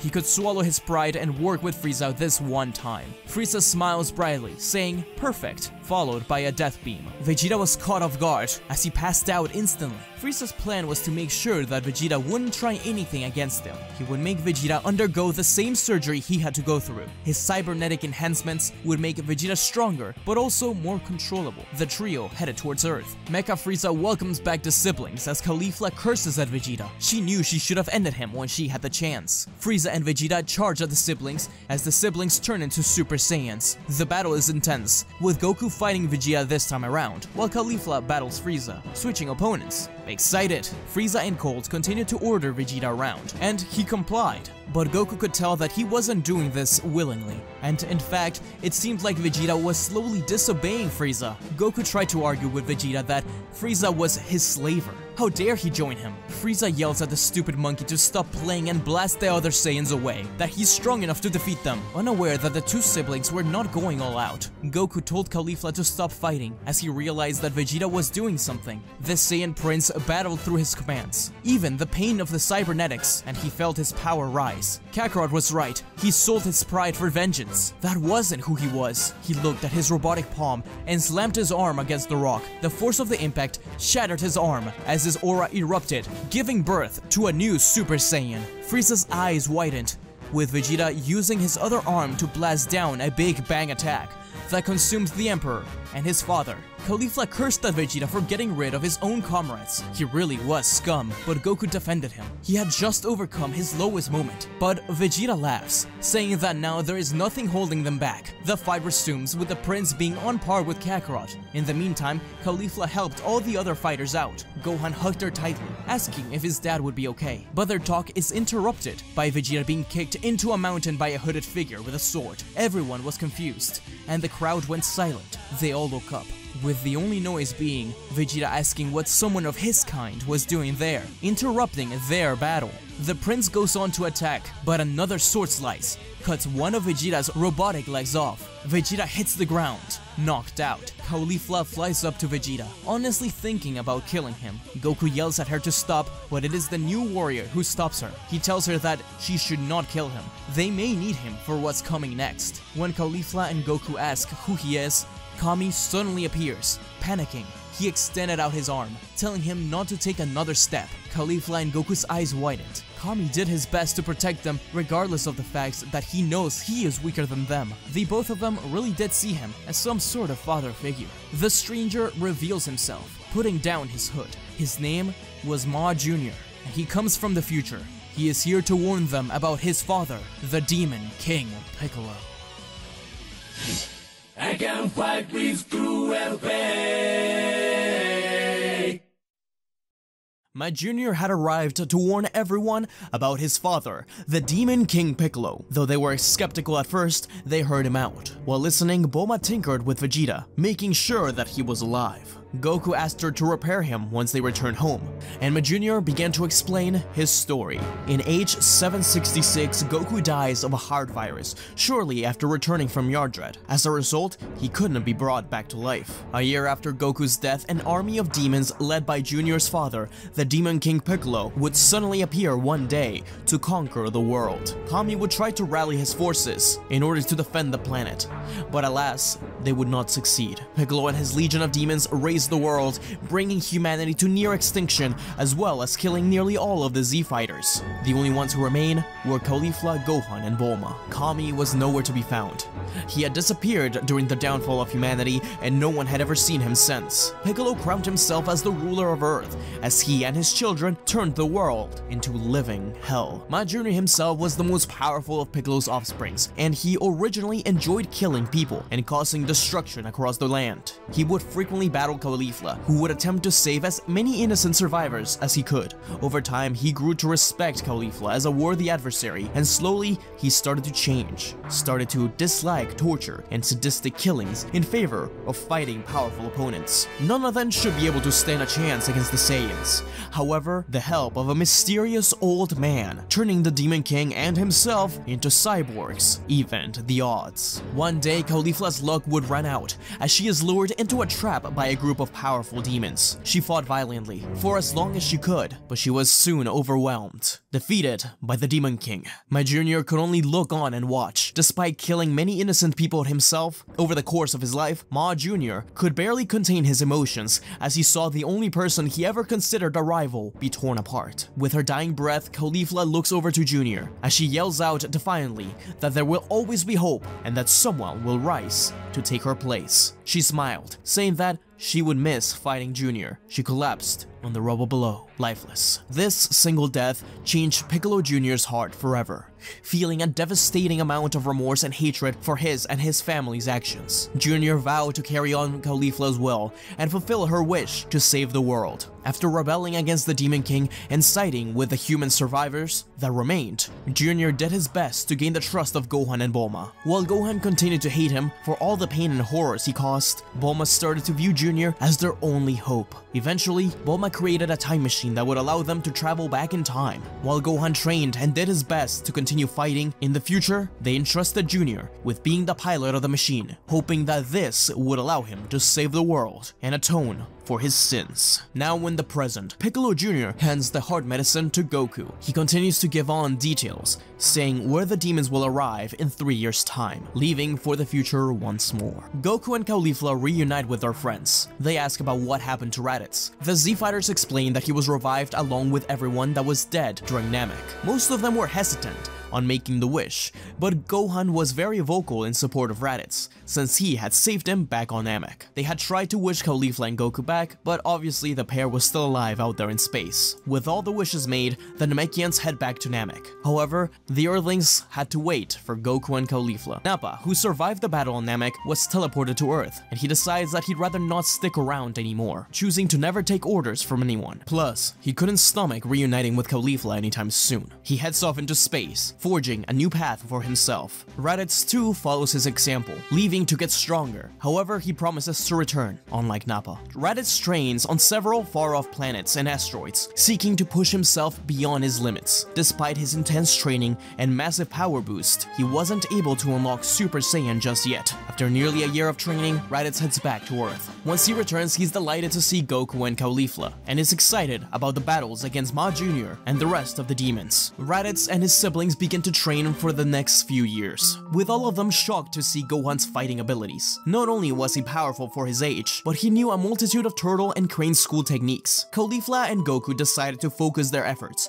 in training together and teaching Raditz and Gohan how to unlock Super Saiyan. Vegeta meanwhile stayed at Capsule Corp, being rebuilt with more human-looking characteristics, and even getting a gravity room. However, under the constant pressure of the gravity, his cybernetic limbs would often be destroyed, and Bulma would have to reinforce them. But slowly, they get to know each other. One day, Vegeta went to find Caulifla and her brother during training, where he offered them a truce, as long as he's able to keep getting medical backups from Bulma, and they leave the Demon King to him. He'll put revenge aside for now. Caulifla and Raditz are on the edge as they don't trust Vegeta, but Goku tells them to calm down, make them promise to not attack him. He believed that there was some good in the prince. During this time, Caulifla and Tien grow further apart. Their time away did cost some toll, and the visions that Caulifla had on Yardrat definitely changed her view of the world. But Raditz gets along with Chaozu. Finally, the day where the androids attack comes. They catch up a little bit, and they're all surprised to see a little baby Trunks on Bulma's arms. They wonder what happened to him in the future. The awkwardness is interrupted by an explosion that happens down below, with Yamcha and Chaozu being attacked by the assailants. Dr. Gero smiles and welcomes the fighters, recognizing them from their old encounter. Without anything else to say, Gero points at them, and his two allies rush in. He says, "Symbol, drum! Kill them!" Yamcha and Chaozu struggle to block their attacks, and they are ultimately subdued. But Vegeta, Goku, Caulifla, and the rest of the Z-Fighters arrive. Symbol and Drum fight the Z-Fighters, with Super Saiyan Vegeta, Goku, and Caulifla being more than enough to take them on. However, during the altercation, Goku has a heart attack. He hadn't taken his heart medicine. In the commotion, Gero manages to weasel away. Caulifla tells everyone but Tien, Gohan, and Vegeta to leave in order to take care of Goku and the injured. They have to look for Dr. Gero, eventually finding him at an HQ. They blast the doors open, but the door is simply slapped away by a large, dark figure. Gero stands next to a young Namekian, and behind them, the Demon King Piccolo. Caulifla curses under her breath. Gero explained just how he managed this. He wanted revenge for what Caulifla did to him. He was willing to do anything. He released the Demon King soon after she betrayed him and defeated the other androids. He helped Piccolo by enhancing him and his children technologically, even adding a power absorption mechanism. They are more powerful than they could have ever imagined. King Piccolo dismissed Gero as he summoned forth Ma Jr. and Tambourine. Vegeta took notice of Jr. That was definitely the Namekian from the future. Everything was lining up so far. The battle was taken outside where Super Saiyan Raditz and future Ma Jr. soon arrived. Future was afraid to battle his younger self in case he messed up the timeline even further, so he instead took on Tambourine. He knew exactly how to defeat him, as they had fought together many times. But something surprised him. This Tambourine was stronger than the one he knew. Even his younger self was already comparable to himself now. Perhaps him warning the Z-Fighters about the androids and them getting stronger actually caused the demons to get stronger themselves. Vegeta went straight for the Demon King. This proved to be a grave mistake, as Piccolo simply caught Vegeta by the face and began to absorb his energy. But something was wrong. What Piccolo didn't expect was for Vegeta to be largely a cyborg himself, which limited the energy that he could collect. Vegeta launched himself backwards and began to fire ki bullets at Piccolo. The king blocked them all and commanded Gero to set off, causing the entire mountain to shake. Hordes of demons rushed out of the cave and towards the fighters as a giant sky fortress broke the mountain apart and took off. Ma Jr. smirked, telling them that they'd meet again. He rushed to his father's side, as the rest of the demons were left behind for the Z-Fighters to take care of. It was an arduous fight, but Piccolo explained that only the main demons were cyborgs. These were mere babies. They could take them on. Demon King Piccolo waved off the request from Gero to first find Son Goku. This caught Caulifla's attention. Sure enough, Vegeta, Gohan, Tien, Raditz, and Caulifla took down most of the army, leaving behind only Tambourine. The demon realized that he was outnumbered and decided to do as much damage as possible by self-destructing in the name of Piccolo. Caulifla saves Gohan while everybody else defends themselves, but their damage is great. It is clear that they need to regroup and plan things out if they wish to defeat the Demon King. Vegeta left to be by himself, while the rest returned to Goku's house and moving to Kame House, where Piccolo would be less likely to look, with Caulifla approaching Piccolo Jr. and demanding to know why they are so powerful. Piccolo explained what could have happened. Gero had enough information about them and had been spying on them for long enough to catch up if they did get stronger. He was always one step ahead. But he did say that there was hope. He knew that his father would soon get tired of Dr. Gero.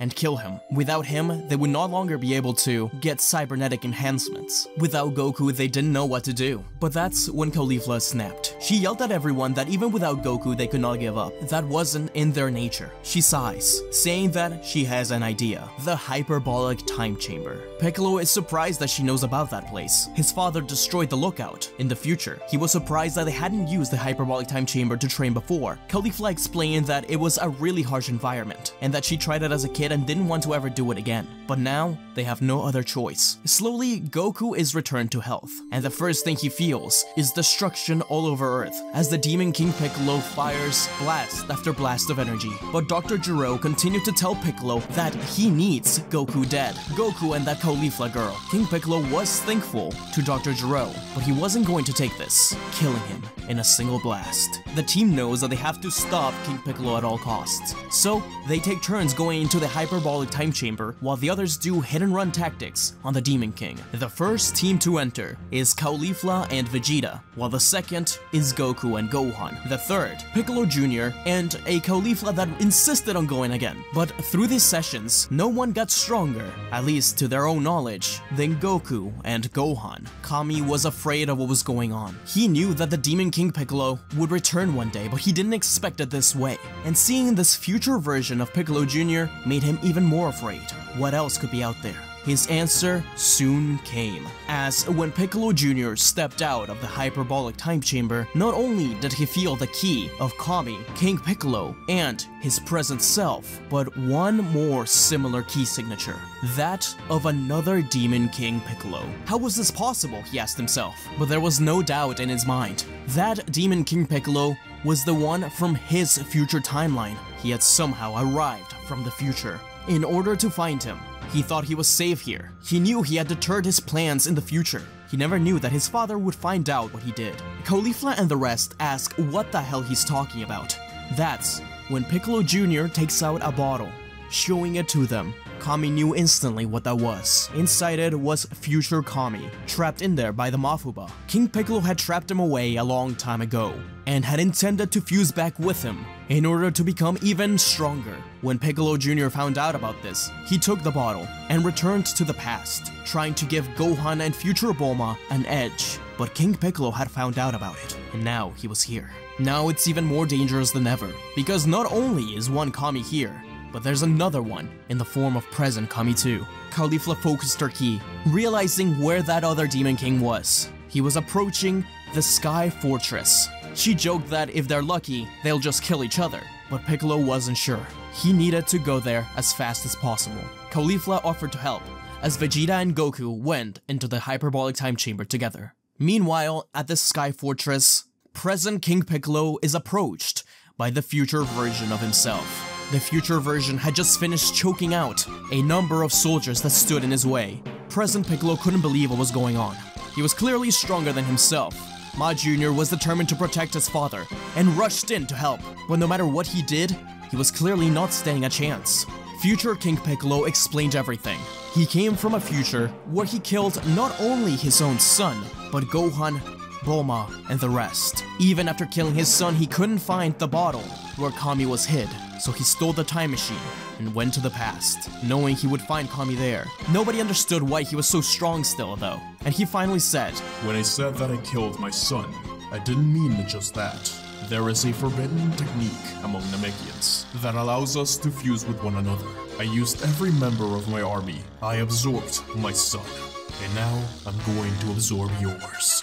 But present King Piccolo wasn't going to let that happen. Present King Piccolo was old and decrepit. He hadn't found the Dragon Balls just yet, unlike the future King Piccolo. In his mind, if he died, Ma Jr. would be the ruler of Earth. In a flash, and with the only strength he had left, present King Piccolo pushed his son out of the way, as he was absorbed into the future version of himself. Ma Jr. couldn't believe that his father did that. And as the blinding light consumed the Demon King, he rushed away, hiding his ki as fast as possible. From outside the Sky Fortress, Caulifla and future Ma Jr. watched as the smoking Sky Castle was engulfed by light. There was an incredible power in there, something they had never felt before, and they watched as present Piccolo Jr. jumped out of it. Caulifla was going to go after him, but Piccolo stopped her. This was more important.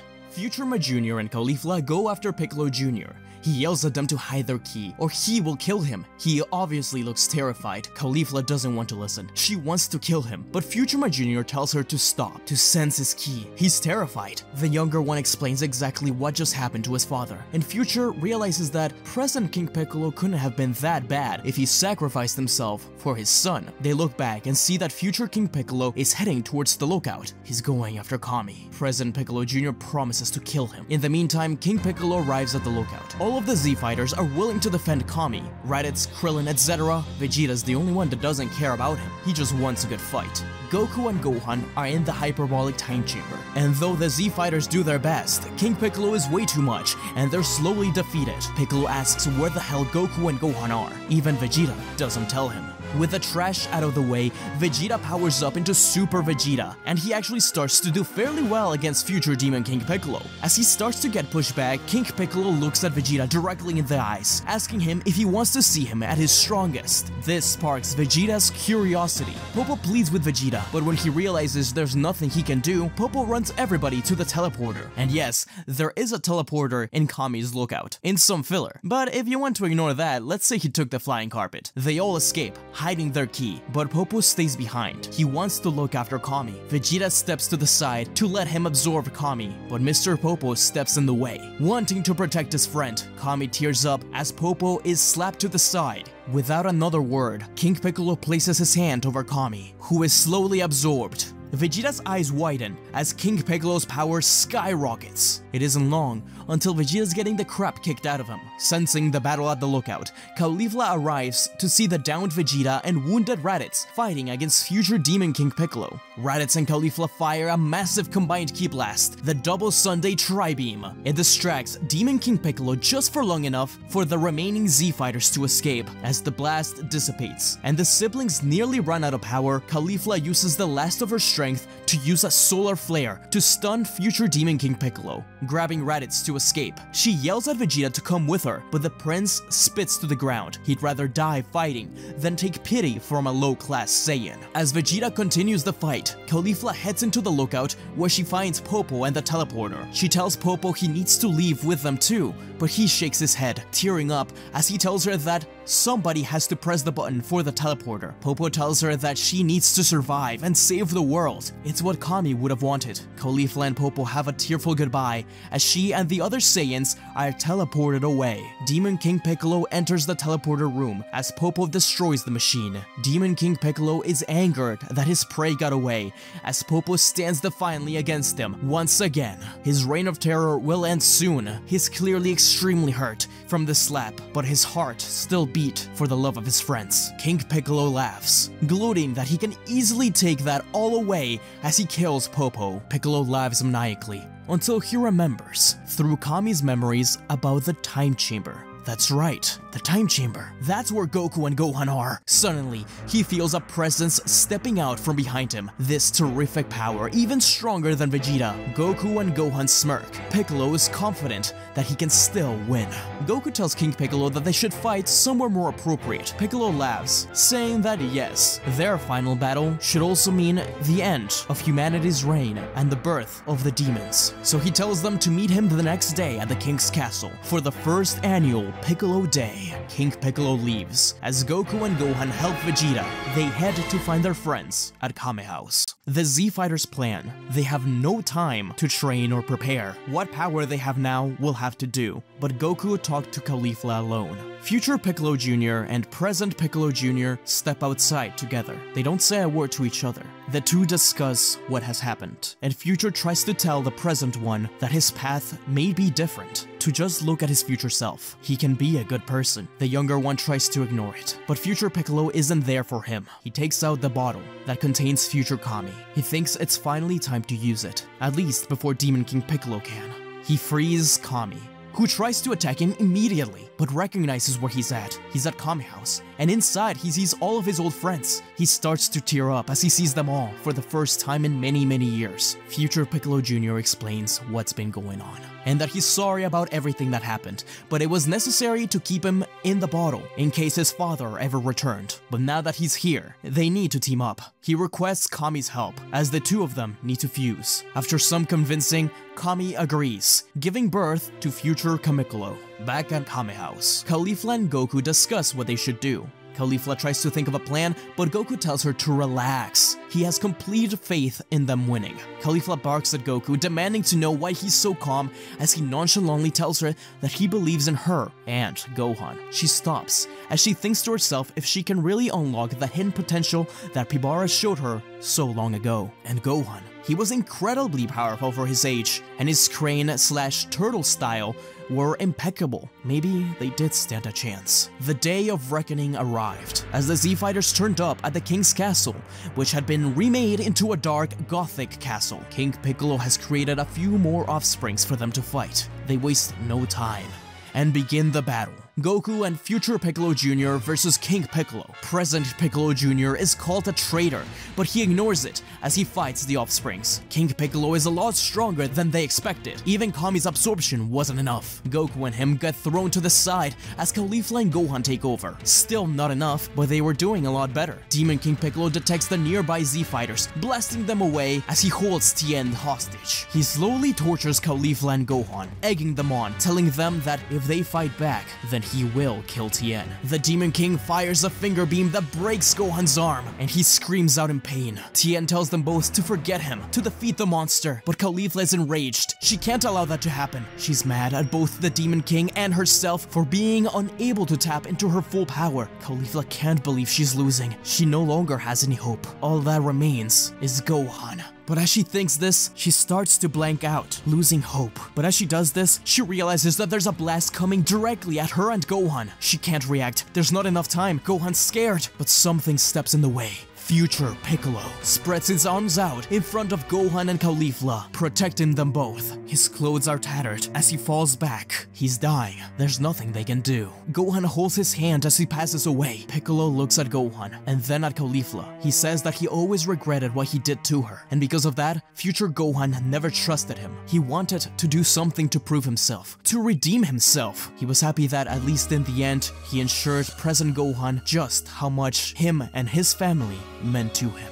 Future Piccolo died. Caulifla teared up. She couldn't let go of Piccolo's hand as Gohan next to her stood up, tears flowing from his eyes. Electricity began to spark up as he transformed into a Super Saiyan 2. In an instant, Gohan defeated every single one of the offsprings, and then faced against King Piccolo. King Piccolo didn't stand a chance. He slowly started to be pushed back. King Piccolo thought of absorbing the remaining Ma Jr., but Gohan wouldn't let him approach him at all. He couldn't get anywhere close. Piccolo Jr. was thankful for this. He realized he was being protected by the people he swore to kill. Maybe he could have a change of heart. Piccolo starts to get desperate, and he believes that the only way to finish this is to destroy Earth itself. He begins to charge a Demon Flash. He gives Piccolo Jr. one more chance to join him, telling him that they can destroy Earth, ending this all as father and son, but Piccolo refuses. He actually takes a stand in front of Gohan and fires a Ki Blast of his own. It's nowhere near as powerful as King Piccolo's, and that's what matters to Gohan. Right behind the younger Piccolo,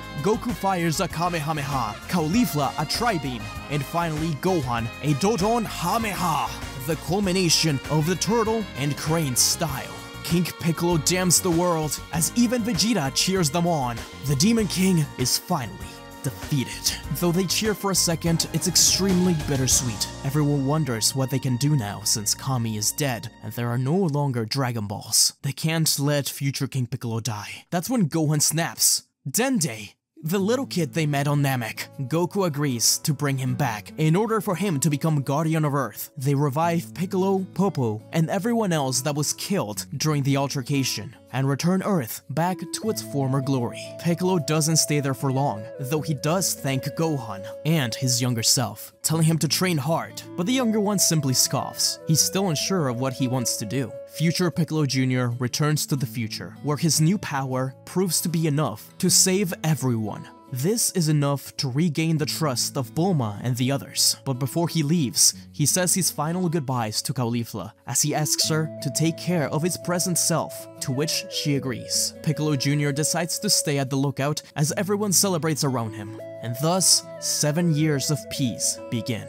Caulifla and Tien reconcile as they decide to remain best friends. Though she does move away from Tien and Chaozu, Caulifla decides that it's about time to return to her adoptive family's home in the lands of Pilaf. Raditz comes along as well, and he's introduced to Caulifla's parents and sister. He nearly tears up when they welcome him into their family. As for Goku, Gohan, and Chi-Chi, well, let's just say a new member of the family would be welcomed soon. Dende walks up next to Piccolo as they two look down from the lookout. Dende asks him what he's thinking about, and Piccolo simply scoffs, saying, "Those humans sure are interesting." Caulifla's adventures have brought her a new family, new hope, but also questions and pain. Goku and Caulifla remain distant during those 7 years. As Goku spent more time with his family, Goku would spend a majority of his time either with his kids or training at King Kai's planet. He really liked it up there, and actually got to meet some interesting people while in Otherworld, including a pair of Metamorians. Barely seeing his sister caused Caulifla to fall into a deep state of sadness, even feeling as if she could no longer battle. Raditz works for Pilaf at his castle after recommendations from Caulifla, enjoying his work as Pilaf's elite guard, and even cooking a little. It seemed like all around, life kept moving forward, until soon enough, 7 years passed. Piccolo Jr. and her live together, training daily, as she also trains with Gohan and Vegeta. One day, incredible news get to her. Everyone will meet up at the Tenkaichi Budokai, like good old times. Even Vegeta himself seemed happy. He had been battling Caulifla and Raditz for many years, which calmed this anger he had, but was tired of how much of a downer Caulifla seemed to be. Caulifla, however, remained upset at herself. She thought seeing Goku again would help, but no. One of the only few things that made her happy was giving Gohan some hints on girls, as she thought Videl and him would make a cute couple. But soon enough, Shin and Kibito would warn the Z-Fighters about Majin Buu, and she had a bad feeling about the whole situation. As they traveled, Babidi could already detect the darkness in her heart. She punched Popovich across the face as soon as she saw them taking Gohan's energy, but that just resulted in her own power being taken. Even so, they got a chance to follow the Majin to Babidi's spaceship. Following Kibito's death, along with both Piccolo Jr. and Krillin being turned into stone, the Saiyans traveled down through the spaceship. However, during the battle against Dabura, Babidi had already begun to take over the mind of Caulifla. She heard whispers of power, of all that she had lost. The strength she gave up by walking away from the mysterious power which Pibara had shown her. Perhaps Babidi was her chance to regain that power. Caulifla's mind swirls as her power grows into the stratosphere. This had to be the same power she felt, right? As she continued to freak out, Goku, Gohan, and Vegeta tried to help her, but Dabura wouldn't let them get close. It was too late, as Caulifla's eyes darted upwards to look at everyone else. Electricity surrounded her. She looked at her hands, smiling. The Saiyans couldn't believe it, as the Kaioshin ran to her and shook her, asking her why she would have done this. But it was too late. Caulifla explained that this was the power she gave up on so long ago. She could now take on Majin Buu herself. In fact, she would revive him in order to kill him. Babidi teleported everyone to the desert as Gohan and Shin tried to stop Buu's revival and Dabura. Vegeta and Goku teamed up against Caulifla, but she cloned herself using the Korean school's techniques, firing blasts all over the place. This battle wasn't something Caulifla wanted, but she would not be stopped from testing her true strength. Through their battles, Buu's Ki increased, and they are unable to stop his revival. Vegeta and Goku can't believe Caulifla's strength. She's even more powerful than Majin Vegeta during the original story, and her Kikoho defenses are impenetrable. As Buu is revived, Vegeta and Goku watch in horror, but Caulifla welcomes him with open arms, until she senses his power. He was so much more incredible than she originally expected. She laughed nervously. She hadn't betrayed her friends for nothing, right? She rushed in at Buu, but his speed was too much. She tried to convince herself that she could win, as he from his head tentacle. Caulifla, thinking it was just a regular Ki blast, grabbed Dabura and used him as a body shield, but he turned into a piece of chocolate. What was this horror? This monster? She couldn't win, unless... As the fight ramps up, Caulifla pushes everyone back, landing in front of Buu as she thought to herself, saying goodbye to everyone. But just as she was about to blow herself up, Goku put his hand on her shoulder, telling her that she will not be useful if she's dead. They can win in a different way. Just just think? Caulifla looked at Boo. His smile, his bubbly attitude reminded her of a young kid Goku, a Goku who changed her. It was time to return that favor. She yelled at Goku to run away with everyone else as he questioned her plan. She said not to worry, she won't die, hopefully. Caulifla approached Boo carefully, telling him she knew exactly where to get all the best food in the world, and if he promised to calm down and take it easy for a while, she would show him. Boo was curious, but Babidi demanded Caulifla's death. Goku, realizing her plan, told Boo to not let himself be talked to that way. This led to Boo killing Babidi, as Goku grabbed Shin, Gohan, Goten and Trunks, who had arrived, and the rest, and teleported over to Kami's before the kids could see Babidi's demise. Their fate was in the hands of Caulifla for now. Piccolo Jr., who had been de-stoned after Daburo's death, stayed with Caulifla, trusting her plan. He had sort of become her student after hearing everything that future Piccolo had said about future Caulifla. Caulifla attempts to befriend Boo, taking him to her little island home. She knew it was dangerous, but she could trust the people there. Her family made food. Even Pilaf requested food to be given to Boo, prepared uniquely by Raditz, but they couldn't keep up. It seemed like slowly Boo began to appreciate everything around him. It was a beautiful place with nice people and good food, but at Kami's lookout, things were dreadful. Ten Shinhan arrived, along with Chaozu, looking for his beloved Caulifla. Once he was told where she was, his mind raced to the idea that she was in danger, being held hostage. As they continued to feed Boo, Piccolo and Caulifla felt Tien's presence getting close, and Piccolo told her that he'd take care of things. Right above the castle, the two talked. Above the castle, Tien refused to believe that Boo was turning a new leaf. He was convinced that Caulifla was in danger, especially after hearing Boo being upset that food wasn't coming fast enough. Caulifla was getting a little upset at him as well, but it was nothing they couldn't talk about. This led to a small altercation between Piccolo and Tien, which culminated in Ten Shinhan firing a Kiko-Ho, which blasted the top half of the castle away. Piccolo was severely hurt as the castle walls began to crumble. Boo and Caulifla were able to defend everyone, but both Caulifla and Piccolo ended up a bit hurt, with Caulifla's arm bleeding. Boo's eyes widened as he looks at the hurt Caulifla, and though she promises she's okay, her arm is bleeding. Boo approaches her as Tien yells at him to get away from her, but he simply heals her. Tien couldn't believe it. Was he really wrong? He let his emotions get the better of him, and he began to apologize to Piccolo, and with that, Boo split himself into two, before uniting once again into one and birthing Super Boo. Piccolo, Tien, and Caulifla fight against Super Boo, with Tien apologizing profusely. She says that she knows why he did it, and that she appreciated it, but they can talk about it later. Super Boo was far too powerful, and Tien was attacked by an incoming piece of pink goo. Caulifla jumped in the way, and she was slowly absorbed. Tien tried to fight it, but Caulifla yelled at him to get help from Goku and run. Tien continued to argue, but Piccolo dragged him away, with tears in his eyes.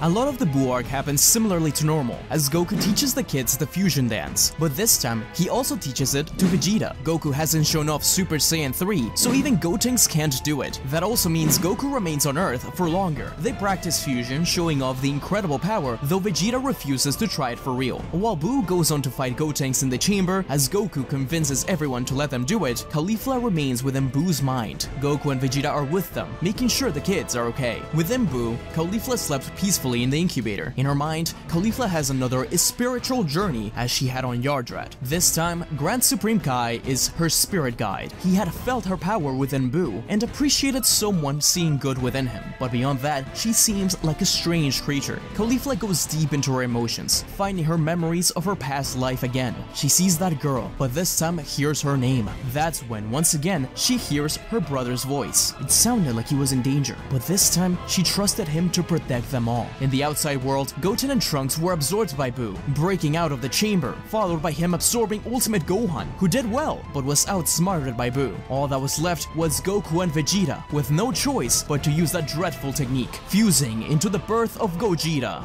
their ultimate power. But even with Gogeta, Super Boo seems very powerful. But within Caulifla, as she approaches Kale, putting her hand out to touch hers, outside, Super Saiyan 3 Gogeta fires a Soul Punisher, expelling everything that didn't belong within Boo. Fat Boo, Gohan, Goten, Trunks, and finally, Caulifla. But she exploded from within Boo with incredible power, the same power she has during the Tournament of Power. Even as a Super Saiyan 2, she was powerful enough to rival, if not even surpass Goku's Super Saiyan 3. Gogeta was dumbfounded. Even if he was stronger, this certainly was a change. Caulifla reconnects with herself from her past life, the full potential unlocked. The heroes rejoice as Gogeta defuses, but Super Buu turns into Kid Buu. Buu is about to destroy Earth as Goku grabs onto Caulifla, Vegeta, Dende, Tien, and even Chaozu. Earth blows up, and the heroes go to the Kaioshin planet. Kid Buu shows up as the final battle begins. Caulifla goes first, and her power is unbelievable. In base, she can rival Kid Buu. Caulifla rapidly evolves into Super Saiyan, Super Saiyan 2, and finally, just to prove to Goku that he can reach this power as well, uses his Super Saiyan 3.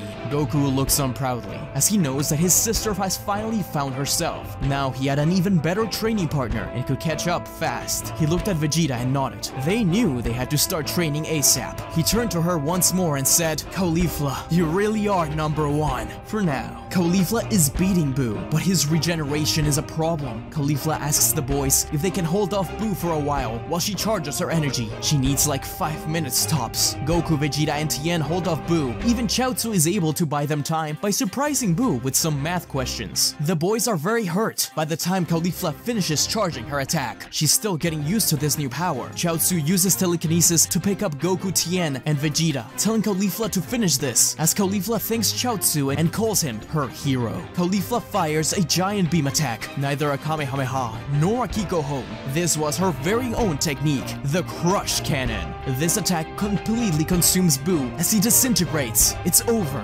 finally over. Caulifla runs instantly towards Fat Buu, who had also helped, hugging him tightly. Not only had they become friends, but it was thanks to the Grand Kai within she unlocked this power, and the name of that girl, Kale. Everyone celebrated as they ran to Caulifla and hugged her. Thus, the day was saved. Thanks to Dende, they revived everyone and returned Earth to normal. And so, a few months passed, and Caulifla was back to normal. She was doing a lot of investigating, trying to find a girl named Kale in her galaxy and even the universe, but it was no use. Goku and Vegeta disappeared for a couple days in an attempt to catch up Caulifla, though it was hard for them to do so, even after Vegeta unlocked Super Saiyan 3, but they knew the next step was just around the corner. And they were right, as the god of destruction, Lord Beerus, was mere 3 years away from awakening, and it was their chance to get that power. But Caulifla had one more person to go to. Shortly after the defeat of Buu, Caulifla and Tien meet up again to reminisce about old times. From their very first meeting as kids and living together, Caulifla says that she loves Tien very dearly as one of her oldest friends, and she wouldn't trade their time together for the world. Now that she knows herself a little bit better, she knows there's someone else her heart longs to find. Perhaps in the future they can be together again, but before she can finish, Tien nods, saying that he understands. He hopes they can be together as well, but that he values their relationship deeply, and that he hopes they can continue to just be friends then, and comrades. Caulifla agrees, and the two fist bump each other, hugging tightly. Tien wishes her luck in finding this person, but that doesn't mean she's getting away from another rematch. Caulifla agrees delightfully, and the two begin their sparring session. More trouble is around the corner.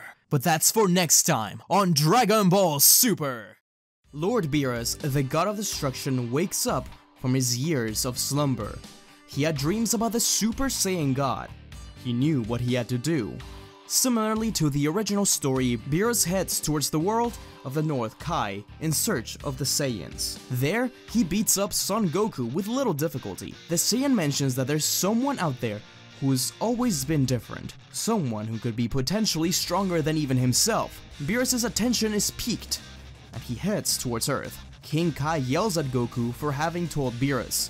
Now Earth is in danger. Goku smiles. This was just a distraction until he could figure out what to do about Beerus. Caulifla can take it. The gods go to Earth for Bulma's party. Vegeta tries to keep everything calm, but Caulifla is having none of it. She approaches them and yells about how they're ruining this fun time. They had no idea how hard it was to convince her pupil Piccolo to even show up to the party. The gods weren't paying any attention to her shouting. Beerus and Whis tilt their head in confusion, with Whis asking, "Why are you here?" Caulifla is confused, and so are Beerus and Whis. They can tell that something is odd about her, almost as if she's not from this universe. But that shouldn't be possible. What matters the most now is figuring out where to find the Super Saiyan God. Beerus asks about the Super Saiyan God and no one knows what that is, so he chills out for a little bit, eating food, but eventually he gets bored and threatens to destroy the planet. The Z-Fighters battle Beerus but get clapped. Piccolo and Gohan intrigue Beerus, but not nearly as much as their master, though they do show off some impressive techniques that actually push Beerus back a little bit. Caulifla impresses Beerus greatly. Her power is leagues above any of the other mortals out there, but just as it seems like Beerus is getting tired of it all and is about to destroy Earth, Goku shows up and mentions using the Dragon Balls. Shenron is thusly summoned and explains the Super Saiyan God ritual. Everyone brings up Caulifla as the chosen one at first, but Caulifla turns it down, teasing Goku by saying that he needs the power up more than her. Goku becomes the first Super Saiyan God in a millennia, and he fights off Lord Beerus. The fight goes on for a while in an explosive rage that could potentially destroy the universe. Though the battle was impressive, Caulifla knew that deep down, Goku was upset. She knew that her brother didn't like relying on others to get stronger, and he had to get help from Vegeta, Videl, the kids, Raditz, Gohan, and herself. No matter what though, she cheered for her brother. But that Lord Beerus, there was something very familiar about him. Whis as well, almost like she'd seen someone that resembled them a long time ago.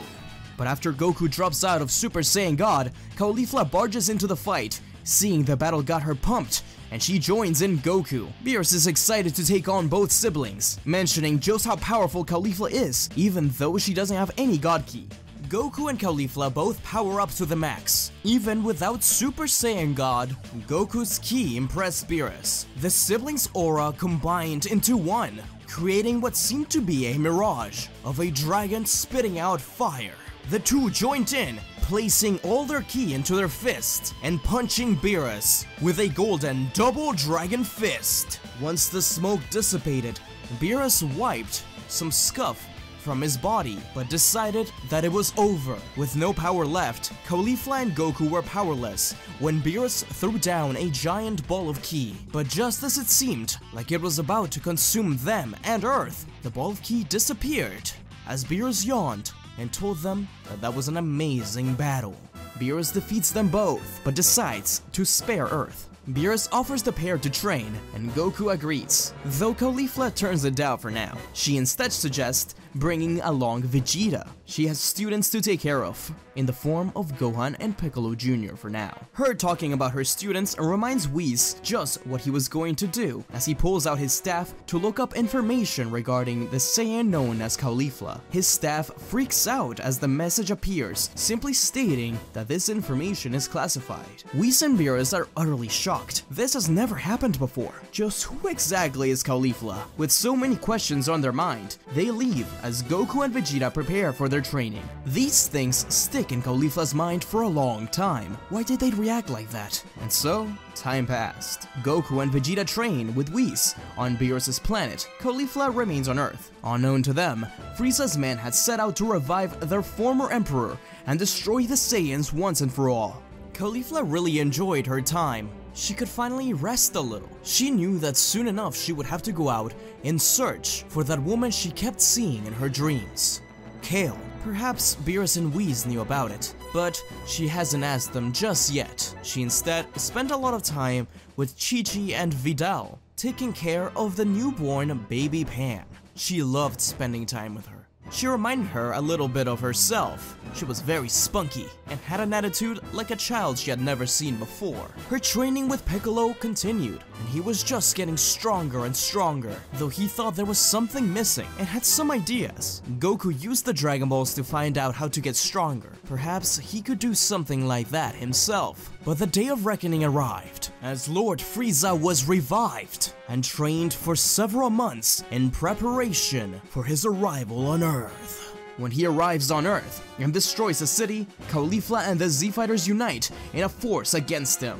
Piccolo and Gohan face off against Tagoma and Shizame. Even as the soldiers trained with Frieza, they don't stand a chance against Caulifla's students, with Piccolo showing off a new technique he'd come up with, the Special Beam Cannon. It pierced right through Tagoma and Shizame, alongside Gohan's Kiko-Ho, getting rid of pretty much the entire army in one fell swoop.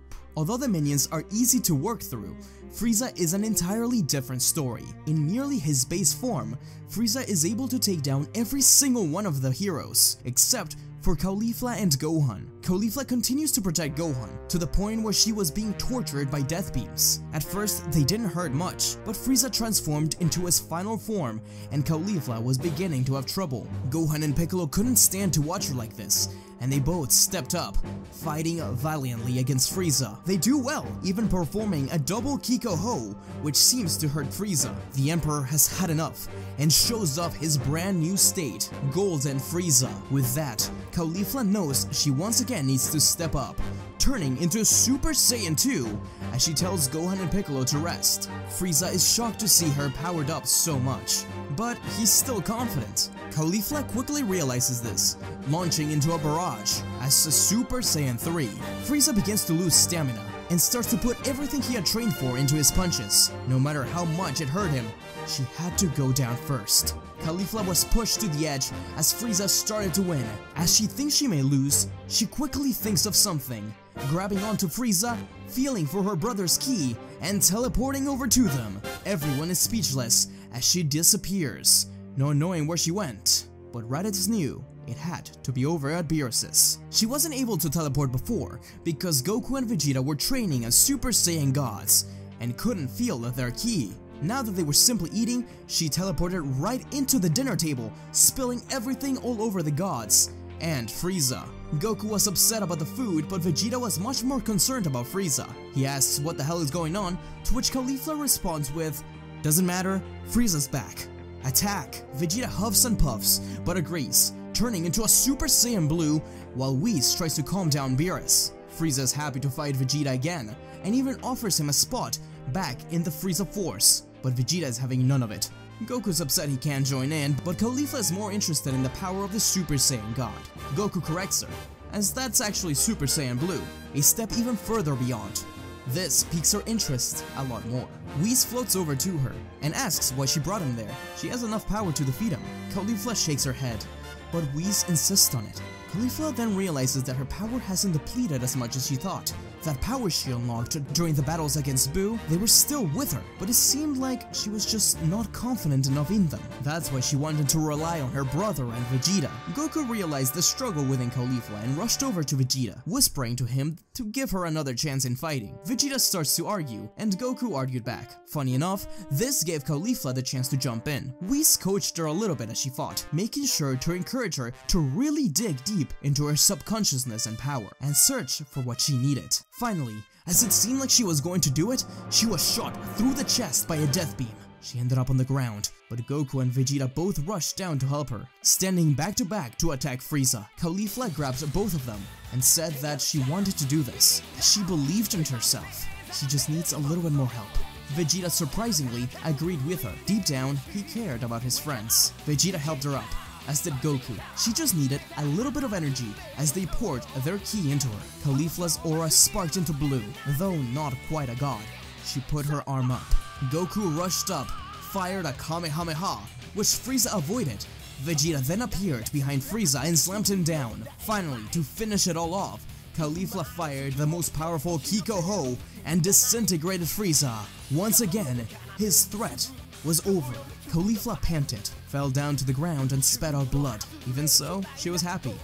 Not only did she defeat Frieza, but her students had proven to have gotten much stronger, and she had felt and seen the power of gods. Maybe it was time to start training alongside her brother. Power was impressive, but in just a few months, her brother and Vegeta had not only caught up with her, but surpassed her, with no signs of stopping. She was healed, she turned to Whis and asked if she could join in. Enthusiastically, Whis welcomed her with open arms. But Beerus was still upset about the food. Whis was very interested in finding the length of her strange power, and just exactly where she belonged to. Next, Dragon Ball Super. Caulifla has joined Goku and Vegeta's training in Beerus' planet. For the first time in a long time, she has had a lot of trouble adjusting. Her heart wasn't exactly calm, nor rampaging for the God Key. She wasn't in it. Whis finally took her aside and explained to her that he thinks there's something mysterious going on about her. Perhaps something to do with that Kale girl. Caulifla apologizes and promises to pay more attention. Her search for whoever Kale is can wait for now. As she says this, a bright light appeared before them, revealing a new set of gods. Champa and Vados had arrived to challenge Beerus when they suddenly noticed Caulifla. Huh? What are you doing here? Just like with Beerus and Whis before, both Champa and Vados recognize there's something that doesn't seem right about Caulifla. Vados tries to look up info about her, but Whis tells her not to bother. Sure enough, she isn't allowed to look up any info either. They both agree that classified info usually involves something to do with their father, the Grand Priest, and only he and Xena would be allowed to know. He must be hiding something about her. Oh well, it's none of their business. Champa cares even less, brushing it aside and turning to face Beerus. He challenged his brother to a battle for the sake of Earth, but Vados reminds them what happened last time they fought. How about a tournament instead? The reward? The Super Dragon Balls. Beerus accepts as he asks Goku and Vegeta to gather a team. The team consists of Goku, Vegeta, Caulifla, Piccolo Jr., and Gohan. Soon enough, the day of the tournament begins. At the unnamed planet, Champa reveals his team: Hit, Frost, Cabba, Magetta, and Caulifla's eyes widened. That was the girl she had been searching for so long. Kale. Caulifla quickly rushed over to her, but Kale was just angry and mindless. She was in her Berserker Super Saiyan state, bound down. Caulifla knew this was her, but there was something severely off. She isn't anything unless she had seen her in visions. Cabba also looks slightly different. Bulkier, some scars on his body, and his eyes look sterner, as it appears he has been through a rough life experience. The tournament starts before Caulifla can ask any more questions. When Vegeta fights Cabba, the prince asks if he knows how to use Super Saiyan. Cabba nods. As he bursts his ki, his hair and aura turn golden. Vegeta remarks that his power is outstanding and reminds him of Caulifla. Vegeta fights Cabba, and although it's tougher than canon, Vegeta still manages to win, transforming into Super Saiyan Blue and telling Cabba that no matter how much experience he has fighting, there will always be more to be learned. Cabba takes this as a lesson to heart, bowing to Vegeta and thanking him for the battle, but promises that next time it'll end differently. Caulifla asks Vegeta to fight Kale, and so her most awaited fight begins.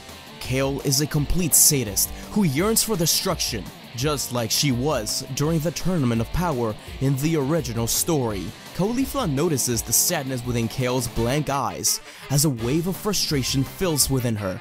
Caulifla can't help but feel responsible for this, but she doesn't know why. Cabba reveals during the battle that Kale appeared one day on planet Sadala, rampaging across the whole world as a Super Saiyan. The entire Sadala defense force was nearly wiped out in the battle against the Berserker, but after many casualties and several soldiers, such as Cabba discovering Super Saiyan, Kale was defeated, or at the very least, restrained. She was arrested and placed in a maximum security prison in space. But Caulifla knows the girl she saw in her visions, and she wasn't just this rampaging monster. There was good within her. She saw it before, and she's willing to bet on it. The battle went on for a while, as Caulifla tried everything she could to calm her down without attacking. But with Beerus and Whis yelling at her to fight back, she had no other option but to go on the defensive. She lands some punches, finishing her combo with a Kiko Ho, but Kale tanks it, walking straight through it. Caulifla impresses everyone by just barely dodging her, grabbing her arm, and spinning her to throw her into the ground. The shockwave cracks the planet, causing dust to fall all over. Everyone cheered, though Caulifla was panting, worried that Kale wasn't okay. Goku was happy. She had improved so much in such a short amount of time. Even Beerus and Whis were impressed, commenting that with the speed she's improving at, she might become the strongest mortal in the universe. But Kale wasn't quite done, grabbed Caulifla by the face, and slammed her into the arena, continuously stomping onto her. As it looked hopeless, Caulifla caresses Kale's face, asking her if she's really in there. She asks her to please come back to her. Kale's eyes widen as she slowly de-transformed into her base form, surprising Kaba, who just thought she was a monster. Caulifla smiled, confusing Kale. The Berserker had no idea why she listened to the stranger, but she seemed familiar to her, and looking at her eyes made her heart skip a beat. Just who was this? Caulifla approaches her, whispering in her ear that she was sorry, before kicking her out of the ring. They would need to talk more, but for now, there was a tournament to win, though Caulifla would allow the others to instead fight.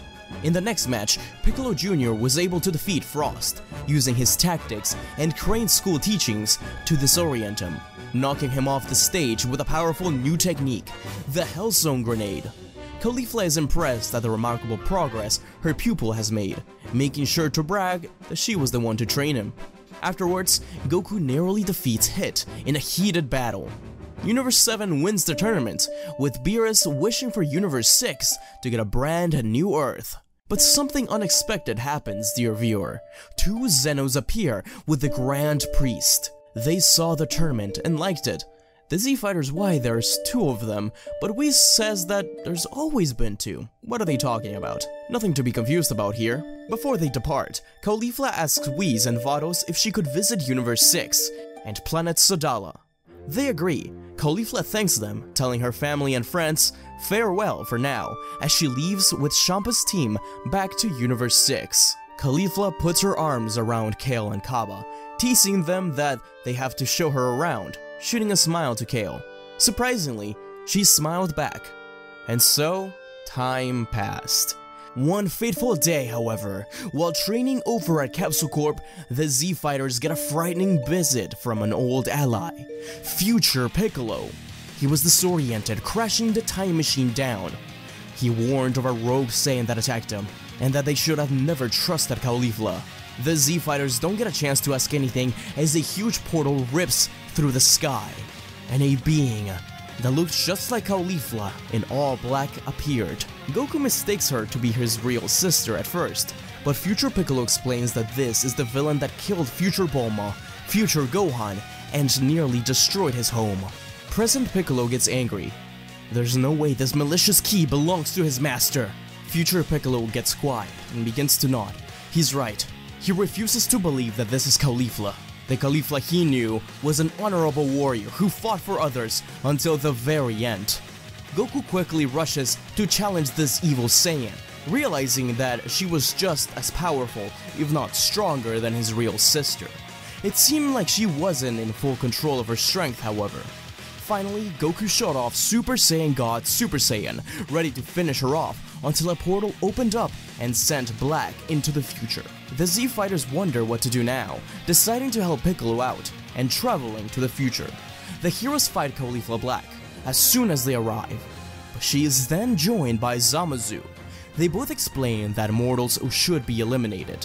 They realize this while watching the battle between Caulifla and Kale on GodTube. All mortals should be destroyed, especially those who tamper with the natural order of reality, those who don't belong in their rightful universe. Goku was confused, but Black looked at her palm, saying that this power was not one that belonged in Universe 7, and transformed into Super Saiyan Rose.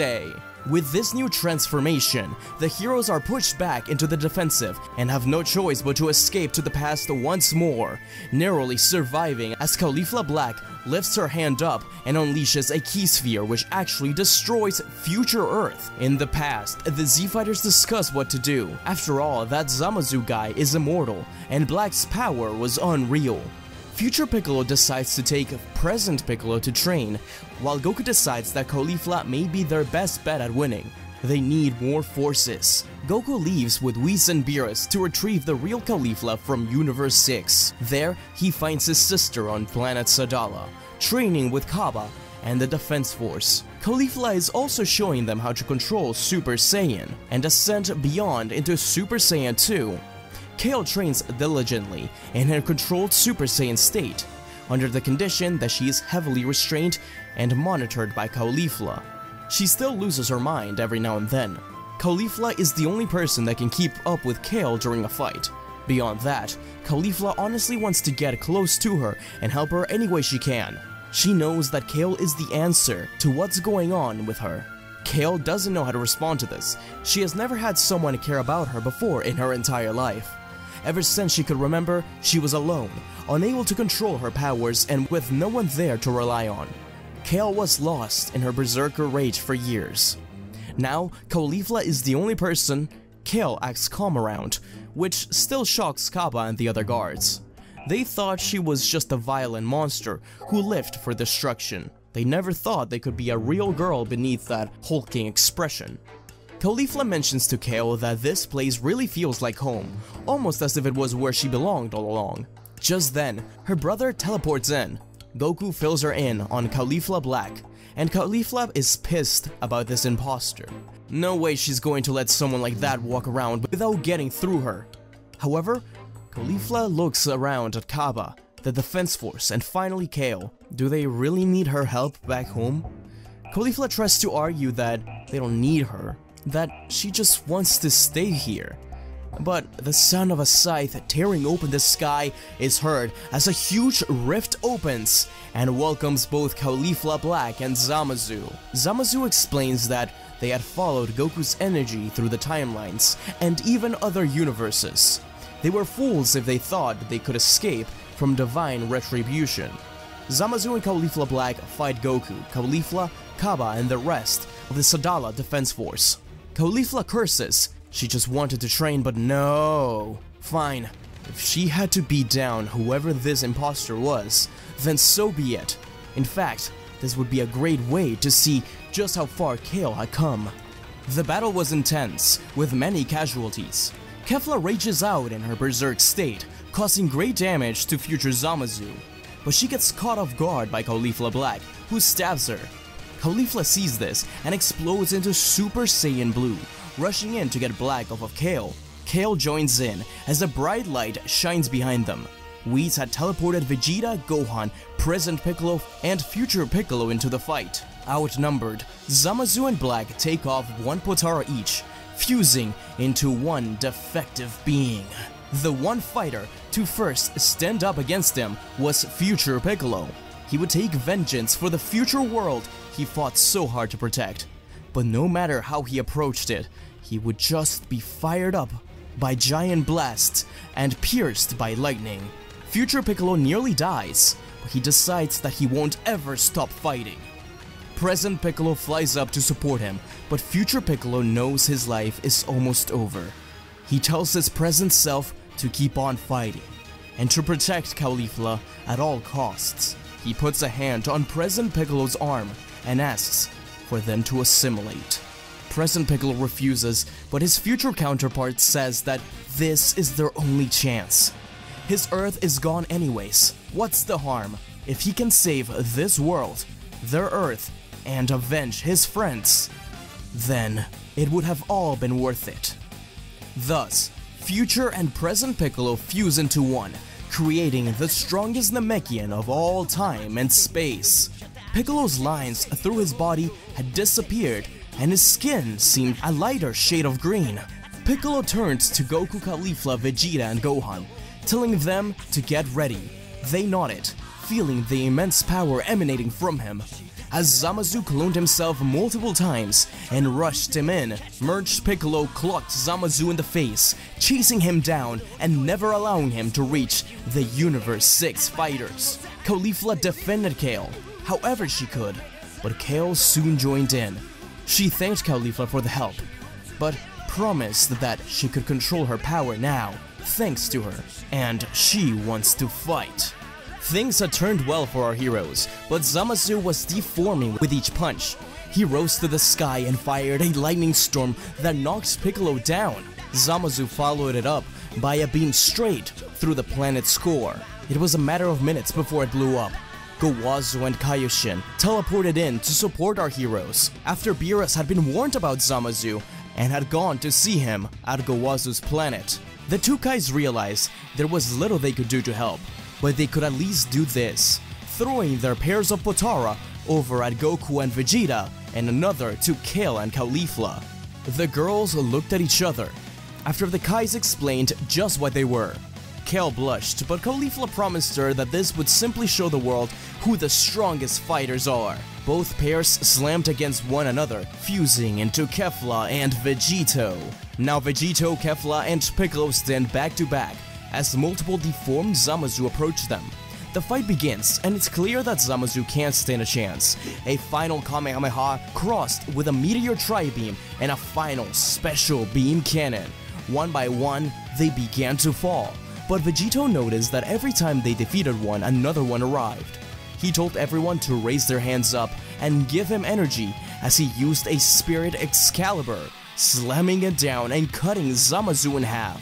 But as the fusion defused, it seemed like the planet was going to be destroyed. The gods arrived. Whis and Vados saved everyone in their shield, while Champa and Beerus stopped Zamasu's regeneration by sealing him in a sword very similar to the Z-Sword, just how Beerus had done to the old Kai a long time ago. The planet exploded as Vados and Whis teleported the surviving Saiyans to Universe 6, Earth.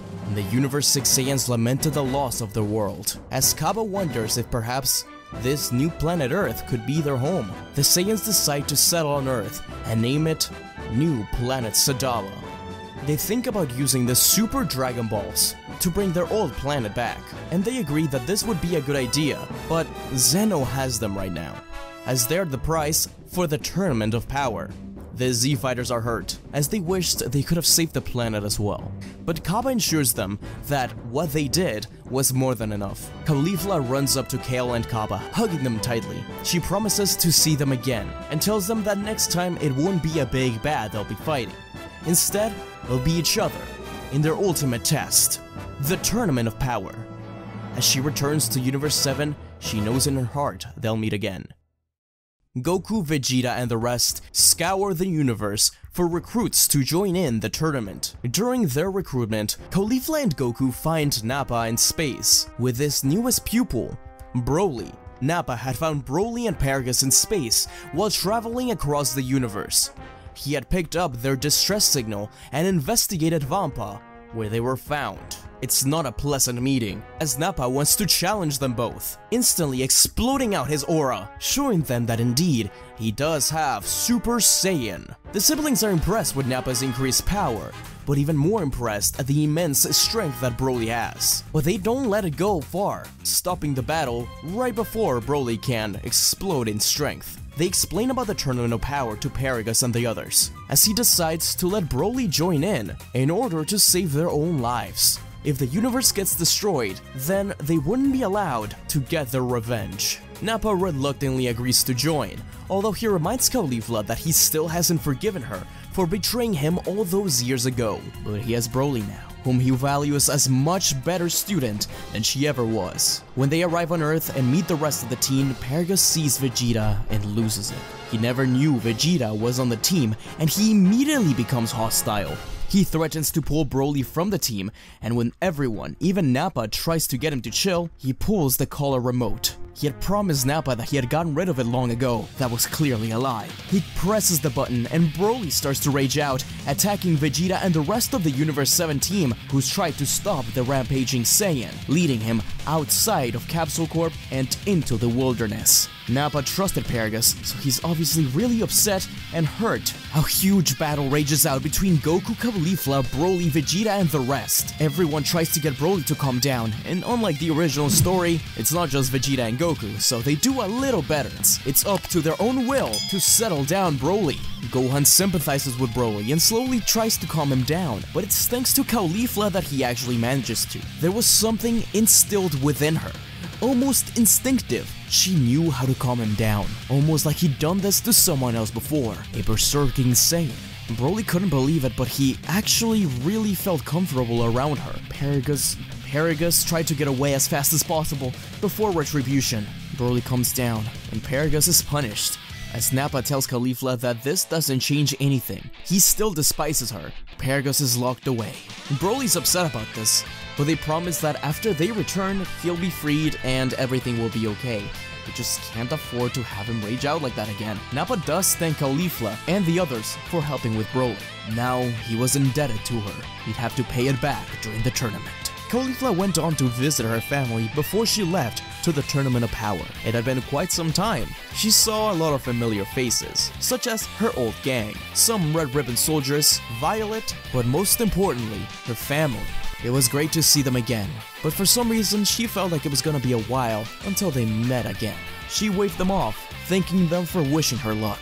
And thus, the Universe 7 team is formed, with Goku, Vegeta, Caulifla, Nappa, Broly, Raditz, Merged Piccolo, Gohan. Goku still has the idea of bringing in Frieza, though this is much to Caulifla's dismay, but she trusts Goku to keep him in line. Caulifla insisted on having Tien around. He was still one of the strongest fighters in the universe, and thus, the scene was set for the tournament. The fight quickly begins as they touch down, with Caulifla finding Kale, Kaba, and the rest immediately. She waves at them, but she's instantly struck by Ribrianne and some of the other fighters. Caulifla turns to Tien, Gohan, and Piccolo, saying something like, "Alright boys, it's time to show these punks what a real fight looks like, Crane School style." Caulifla isn't a huge fan of Ribrianne, and she makes it a point to get her out as soon as she can. She's impressed with her techniques, but soon enough, she's out of the ring. It's a different story when Dispo comes around. He's way too fast, even for Caulifla, and she's instantly blitzed. Nappa watches this, and he jumps in to help. It looks like Dispo is about to knock out Caulifla from the ring, but Nappa jumps behind her, pushes her back as he falls into the nothingness, saving Caulifla. Caulifla says she's sorry that he shouldn't have done that, but as he continues to fall, Nappa says that it's okay. They were once teammates. Perhaps they can be it once more. With that, Caulifla has the spirit to finally defeat Dispo, using her ki in strange ways, almost like a lasso, which trips over Dispo and defeats him. Kale and Broly are on their respective fights, but as stress continues to pile on, it seems like they start to get angrier and angrier, to the point where they go all out into their berserk state. They thought Chaos was scary. They hadn't seen Broly yet. The two fight, knocking out dozens of opponents along the way. This forces Jiren to open his eyes. He couldn't believe this sort of power was around, but even so, he remained still. Toppo, Caulifla, Piccolo, Goku, and Vegeta jumped in to try and help.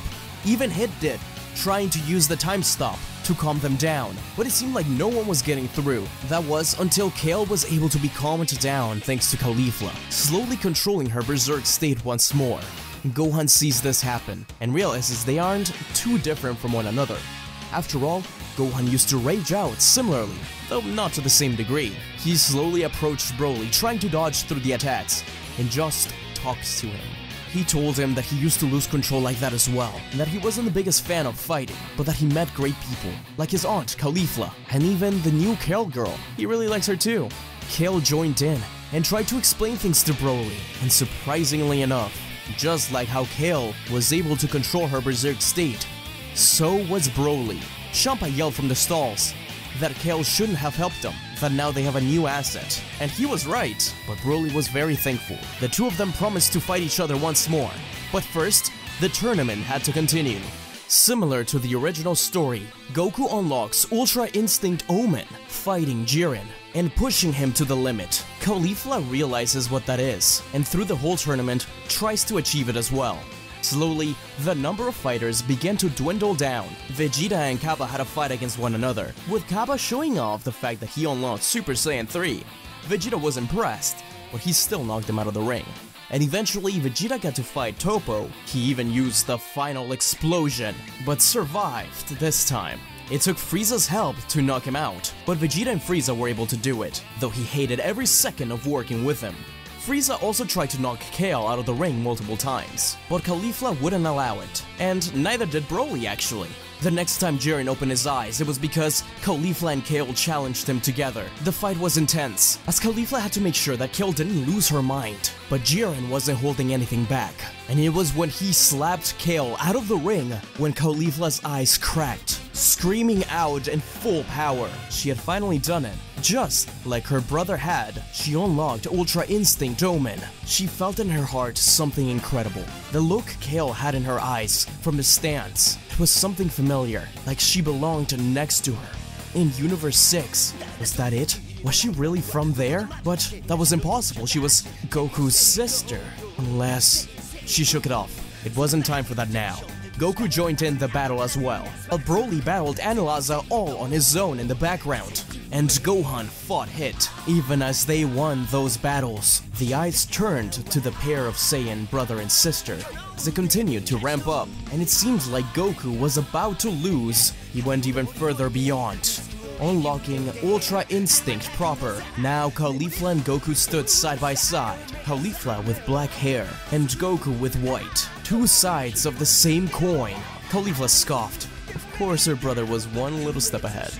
She would catch up soon enough. The two focused in and rushed in at Jiren. He couldn't touch either of them. Everyone was in awe, as it was just a blur. They couldn't even keep up. They could barely see them. Tien cheered from the sidelines. That was his best friend, surpassing even gods. And it was from his cheering which helped Caulifla push forward, along with Goku, as both of them grabbed to one side of Jiren by his arms and dove down out of the arena. At the same time, Annalaza was toppled over by Broly.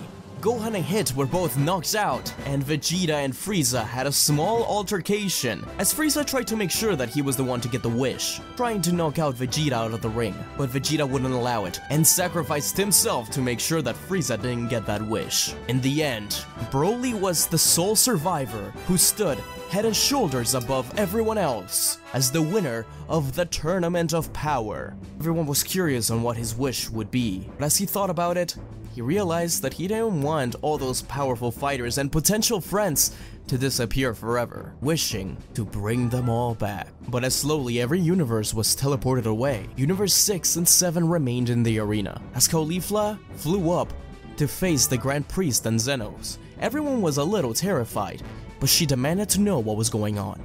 Why was information about her classified? Why did she feel like she belonged in Universe 6? Finally, both Zenos explained. This wasn't the first Tournament of Power. There was a previous tournament where Caulifla was actually from Universe 6. With that, a flow of memories went through Caulifla's mind, seeing visions of her previous life, the one we saw during the original Dragon Ball Super anime. She looked over at Kale, then at Tien, and finally at Goku.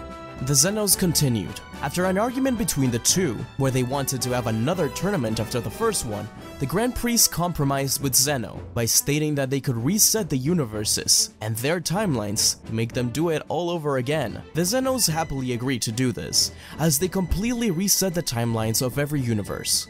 However, they wanted to see if possibly changing Universe 7 for Goku could result in a better tournament, just by moving one piece of the puzzle into it. The Grand Priest decided that they should try and experiment it, place the remnants of the previous timeline into a single person of their choosing, and send them to Universe 7. Caulifla was chosen by the Zenos through a quick game of Eeny Meeny Miny Mo, and she, with her memories locked away, was sent to Universe 7 as it was remade. With the truth revealed, the Zenos state how happy they were with this Tournament of Power, and they want to see it again. They were happy to see how Caulifla was able to change so many things by simply being in Universe 7. They should reset it again, but do it even better. Caulifla was confused. She didn't know how to feel about the whole situation, but Goku and the rest, they were her family. But the connection she felt to Kale, to Kaba and the others, that was different as well. The Zenos said that it was time to return the timeline to how it used to be, with Frieza perking up a little at hearing this. Goku and Caulifla continued to try to convince Zeno to not do this, that the world they have here is good enough. They don't want to leave each other, as Caulifla looks at Tien with tearful eyes. But the Grand Priest said that Zeno's will is ultimate and that he's made a decision. However, that doesn't mean they won't see each other again. Perhaps in this next life, they too will cross paths. Realizing there was no other way to convince Zeno, Goku and Caulifla stayed quiet for a second. Caulifla acknowledged that she didn't have much say in this. She just simply asked one thing from the Zenos. She made them promise that she would meet Goku and the rest again one day. Because after all, no matter what, they were still brother and sister. The Zenos happily agreed. Caulifla hugged Raditz and Gohan tightly, then turned to Tien, punched him in the gut, and hugged him as well. She said goodbye to everyone, but she couldn't look at Goku. Goku forced her to. he promised to meet her again no matter what, because they're family and they love one another. No matter what happens, they'll see each other again, somehow, someway. Caulifla agrees, and the siblings hug one last time as they're engulfed by light. As they all begin to disappear, we get a brief look at Planet Yardrat. Pibara, one of the only people to realize that Caulifla was not from this universe and helped her realize just where to go with it, smiled. Finally, one of his better students had realized it. He was happy that he could have been part of that journey, and back on Earth, Caulifla's adoptive family get the feeling that Caulifla is okay as her little sister runs into the room with her parents and simply asks where Caulifla is. Her father replies that she's out there somewhere, in space. They'll see each other soon enough. And then, nothing. As the white light disappears, we see what looks like Planet Sadala. Caulifla's with Kale, again with her gang, in her Universe 6 attire. Is everything back to normal? However, the ground starts to rumble as Caulifla orders her gang to get ready. She looks outside and grits her teeth. They were here. The Sadala Defense Force prepares their soldiers as Vegeta, Nappa, and Raditz touch down on the planet with Lord Frieza.